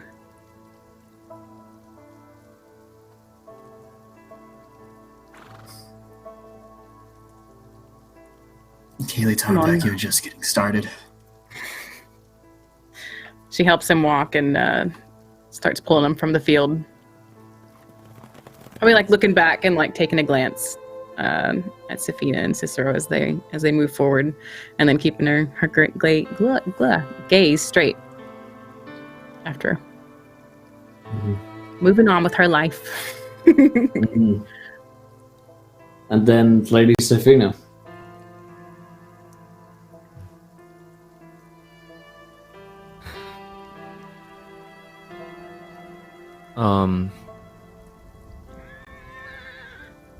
The first thing that Lady Sophina would do after the heat of battle has calmed down would be to, with heavy breaths from her near fatal wounds,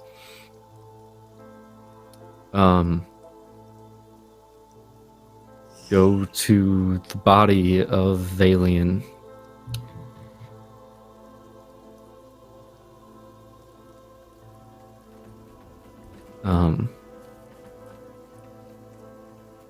Sort of kneel down, clear some of the mud from her face so she could finally see it clearly. She never got the chance to see it clearly. She never saw her out of her disguise. It really is you. Was. I'm sorry.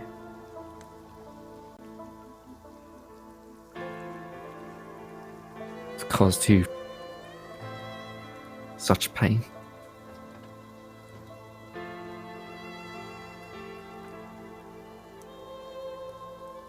It's all my fault.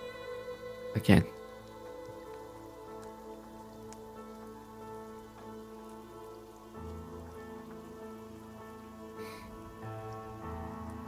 I won't let the same happen to your brother.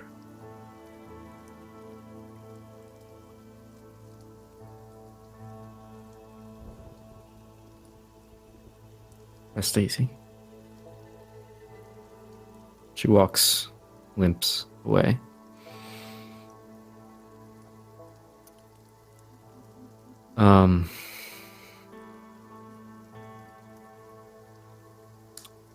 She'll then go to the soldiers of the Blackwoods, the ones who rallied behind her first.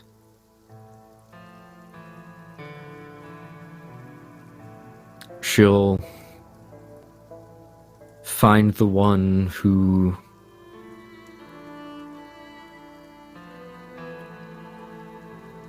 seemed to turn to her first. Who seemed most turned by her words. And she'll say to him, "Thank you for what you did. You're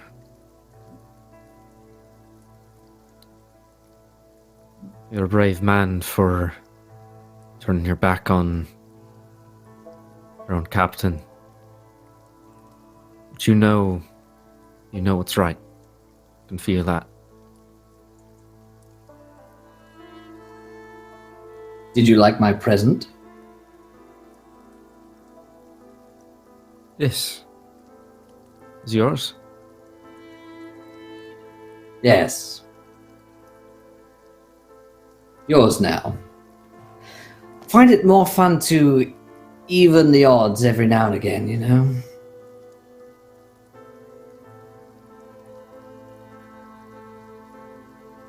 What is it? Something more precious than you'll ever find in your lifetime. It's got some interesting uses. Maybe you'll find out what they are, but something's coming. More than everyone else is aware of, more than the Blackwoods or the Boltons would like to believe as well. Septon, he's heard the first cause, and won't be long now either. See, sometimes to make sure that even the losers themselves have a chance, because you're on the last line of defense against the evil that is out there beyond the wall. Maybe soon you'll understand. Anyway, it's been really nice. Glad to have helped you out. Now I've really got to go. Else people are going to start arresting me, asking me all sorts of horrible questions that I don't want to answer. Who are you? You know me. The tower? You've climbed it before. Not the only one who can use disguises. Alien was pretty good at it. You should get good at it too.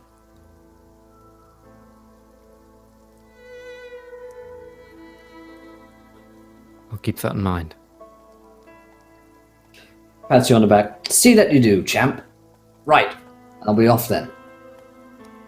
Best of luck. And remember, look to the north. Be watchful. Winter is coming. And Morden skips away. I think on that note, that's where we'll end tonight's show, and indeed the first season of Game of Thrones. War of the Roses, as the party find themselves alive. Yay, for the most part. You know, 4 out of 5 is good. A couple of NPCs dead, it's all good. But with a whole lot more questions as well. So that's a wrap, ladies and gentlemen. That's where it's got to end for tonight. Hopefully you guys have enjoyed the show. I really hope that you did. And if you did, let us know what's your favorite moments, your most hated villain, I don't know, whatever it is you want to let us guys know about. And if you're new to the show, hit the follow button and join us. Also, big shout out to those folks who've been watching on the YouTube channel. We hit the 1 million views mark on YouTube just the other day, so super excited about that. I know a lot of folks have been watching the Game of Thrones series on YouTube as well, and been leaving really nice comments and liking the videos and all that good stuff. So I do appreciate it very much, and glad that you guys have been enjoying the show. But really, it was really easy for me because I just let you guys do the awesome role playing and character development and backstabbing, and then just turn up at the end to kill off one of you and try and kill the rest. But yeah, that's whip around the cast and the crew. Did we enjoy ourselves tonight and over the course of the show? And where can we find you guys online? Let's start with poor dead Jen. Valian, have to pay respects. But how's that, Jen? Yeah, it's fun. It was fun. It was a good death. You know, she was doing what she would do. You know. So it was a blast. So I am Jen. You can find me on Twitter at DreamWisp. Also Instagram, you can find me on here as DreamWisp Jen. I do a bunch of charity gaming and talking with DM theory, things like that. So I'm around. Yeah, this was a blast. So thank you guys so much for a really fun game. Fantastic. And Joseph, how was that for Cicero there? Oh boy, that was rough. There was a lot in this episode. It was very dense. But yeah, this has been great fun. This is the first role-playing stream that I've been on, and you guys have made it truly wonderful. And thanks to all the previous cast members, and thanks to you guys, and thanks to you guys in chat, everyone who's watching. This has been a lot of fun. Man, Game of Thrones is awesome stuff, and Will is an awesome DM to introduce us to that world. So, thank you to everyone for for a wonderful first season. Thanks for coming with me. It's been an honor to share the wonderful and miserable world of Westeros with you guys for the past 16 weeks or however long it's been. It's been a whole lot of fun exploring the. I feel like it was a really quite comprehensive look at what goes on in the North and how that whole system and structure works. It was really nice to dig into a lot of those issues and a lot of those. Really cool stuff that the world has to offer. So it's more, the thing about the show is it often gets reduced down to, it's just gore and sex. Like, well, yeah, but like the actual books and the lore is really interesting, and it's really nice to have the chance to explore that non-HBO side. There you go. Speedy, it was great to have you join us, even if it was just for a couple of weeks. And the effect you had on the party was predominant. I'd say it's fucking a lot happened there. Did I unpack the story at all? Did I change things? I don't know. I can't tell. Oh man, God, this was so much fun. Just to be here for these 2 episodes, I realized I completely threw a wrench in like literally everything that anyone was planning, including Will. Even at the start of this episode, when I decided I would get married to Joseph. Because I didn't think there'd be a wedding in there somewhere. I wasn't sure who it would be. No, this has been so good. I love getting into like all of this role play and playing on all of these people's different goals and everything. I see you, Liz, and it's very distracting.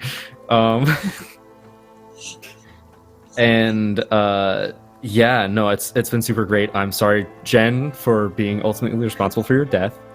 I should have killed you on sight. I messaged Will as soon as he showed up, and I said, I would kill her on sight, right? Yeah, I said you could try. But we like you, so I didn't want to kill you right away. I appreciate that. Goes to show me, that's what I almost wish you had tried. Because I really wish I would have gotten a chance to roleplay out a scene with just Sophina and Valian. Of her, Valian just literally trying to kill Lady Sophina while she's like, please don't. Would have been great. But the way things turned out, man.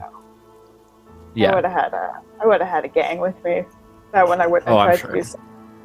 Yeah. But yeah, no, the way the story turned out was still absolutely beautiful, and I'm super happy to have been a part of it. As for me, I am Speedy. You can find me everywhere at Not So Speedruns. You can also check out at Cast Together, which is a community of streamers supporting mental health advocacy on Twitch, and it's a really great community to be a part of. So you can check that out as well at Cast Together and at Not So Speedruns for me. Thanks. Awesome. I'll see you around, hopefully. Awesome, definitely. Or die. I'll see you again. Oh man. Kitty, how was that for you? It was great. I love Speedy coming in though, because it threw like such a wrench in there and like changed and like really like gave like a good turn point to it. Very interesting though with everything. It was good. I look forward to the next season because I'm curious to see where it all goes. There were a lot of like, I feel like this was just like a teaser of like there's all these things going on, and we just got like a taste of like into the story, and I feel like there's a lot more to be told. So yeah, I'm excited. And you can find me, Awkward Kitty Inc. Everywhere. I am a freelance artist and a roleplay streamer here on Twitch. I make art and I do weird voices and in the middle of a big Viking show. It's really great. So you can come check me out if you like those things. Fantastic. And last but not least, Bird vs. Plane. How was that for Sept and Birch? Dude, this season has been so fun to play and watch and be a part of, and in case it's not obvious by my dumb face, I have been so overly invested in every single one of these characters the entire game, and it has been a joy to play and see their stories unfold. It's just been fantastic, man. Like, it's been so fun to play this character too. I've Jen, thank you for burning everything to No completely worries. expose me. Will, thank you for actually leaving me still like in shock and with chills with the epilogue for Birch. I'm really, really shook right now, man. That was incredible. Thank you so much for running this game. This was a blast. When I heard this was going to be a Game of Thrones campaign, I was like, cool, I want to just do roleplay and story and lore. And that's what this was. This was so much fun. I'm Bird vs. Plane. You can find me many places at that name, Twitch and Twitter. I am a charity streamer currently playing Divinity 2 and Horizon Zero Dawn and a bunch of stuff. And God, I hope to be a part of more things like this because this was fantastic. Absolutely. Definitely go follow these guys. They've been awesome, and they make my job easy to just turn up and let them see what happens. And each week it's a random guess of who's going to get married, or who's going to kiss, or who's going to kill one another, and who's going to try and plot against the other. So it's been great. It really has been quintessentially a Song of Ice and Fire role-playing game. And when you play the Game of Thrones, you win or you die, ladies and gentlemen, as was the case with these guys. So we'll see what happens in the future. I do hope to continue a version of the show going into 2019, but I've got reveals and announcements coming up about 2019 in the next few weeks. I can't say too much right now, but thank you guys for joining us on this adventure. It's been absolutely fantastic to share our story with you guys.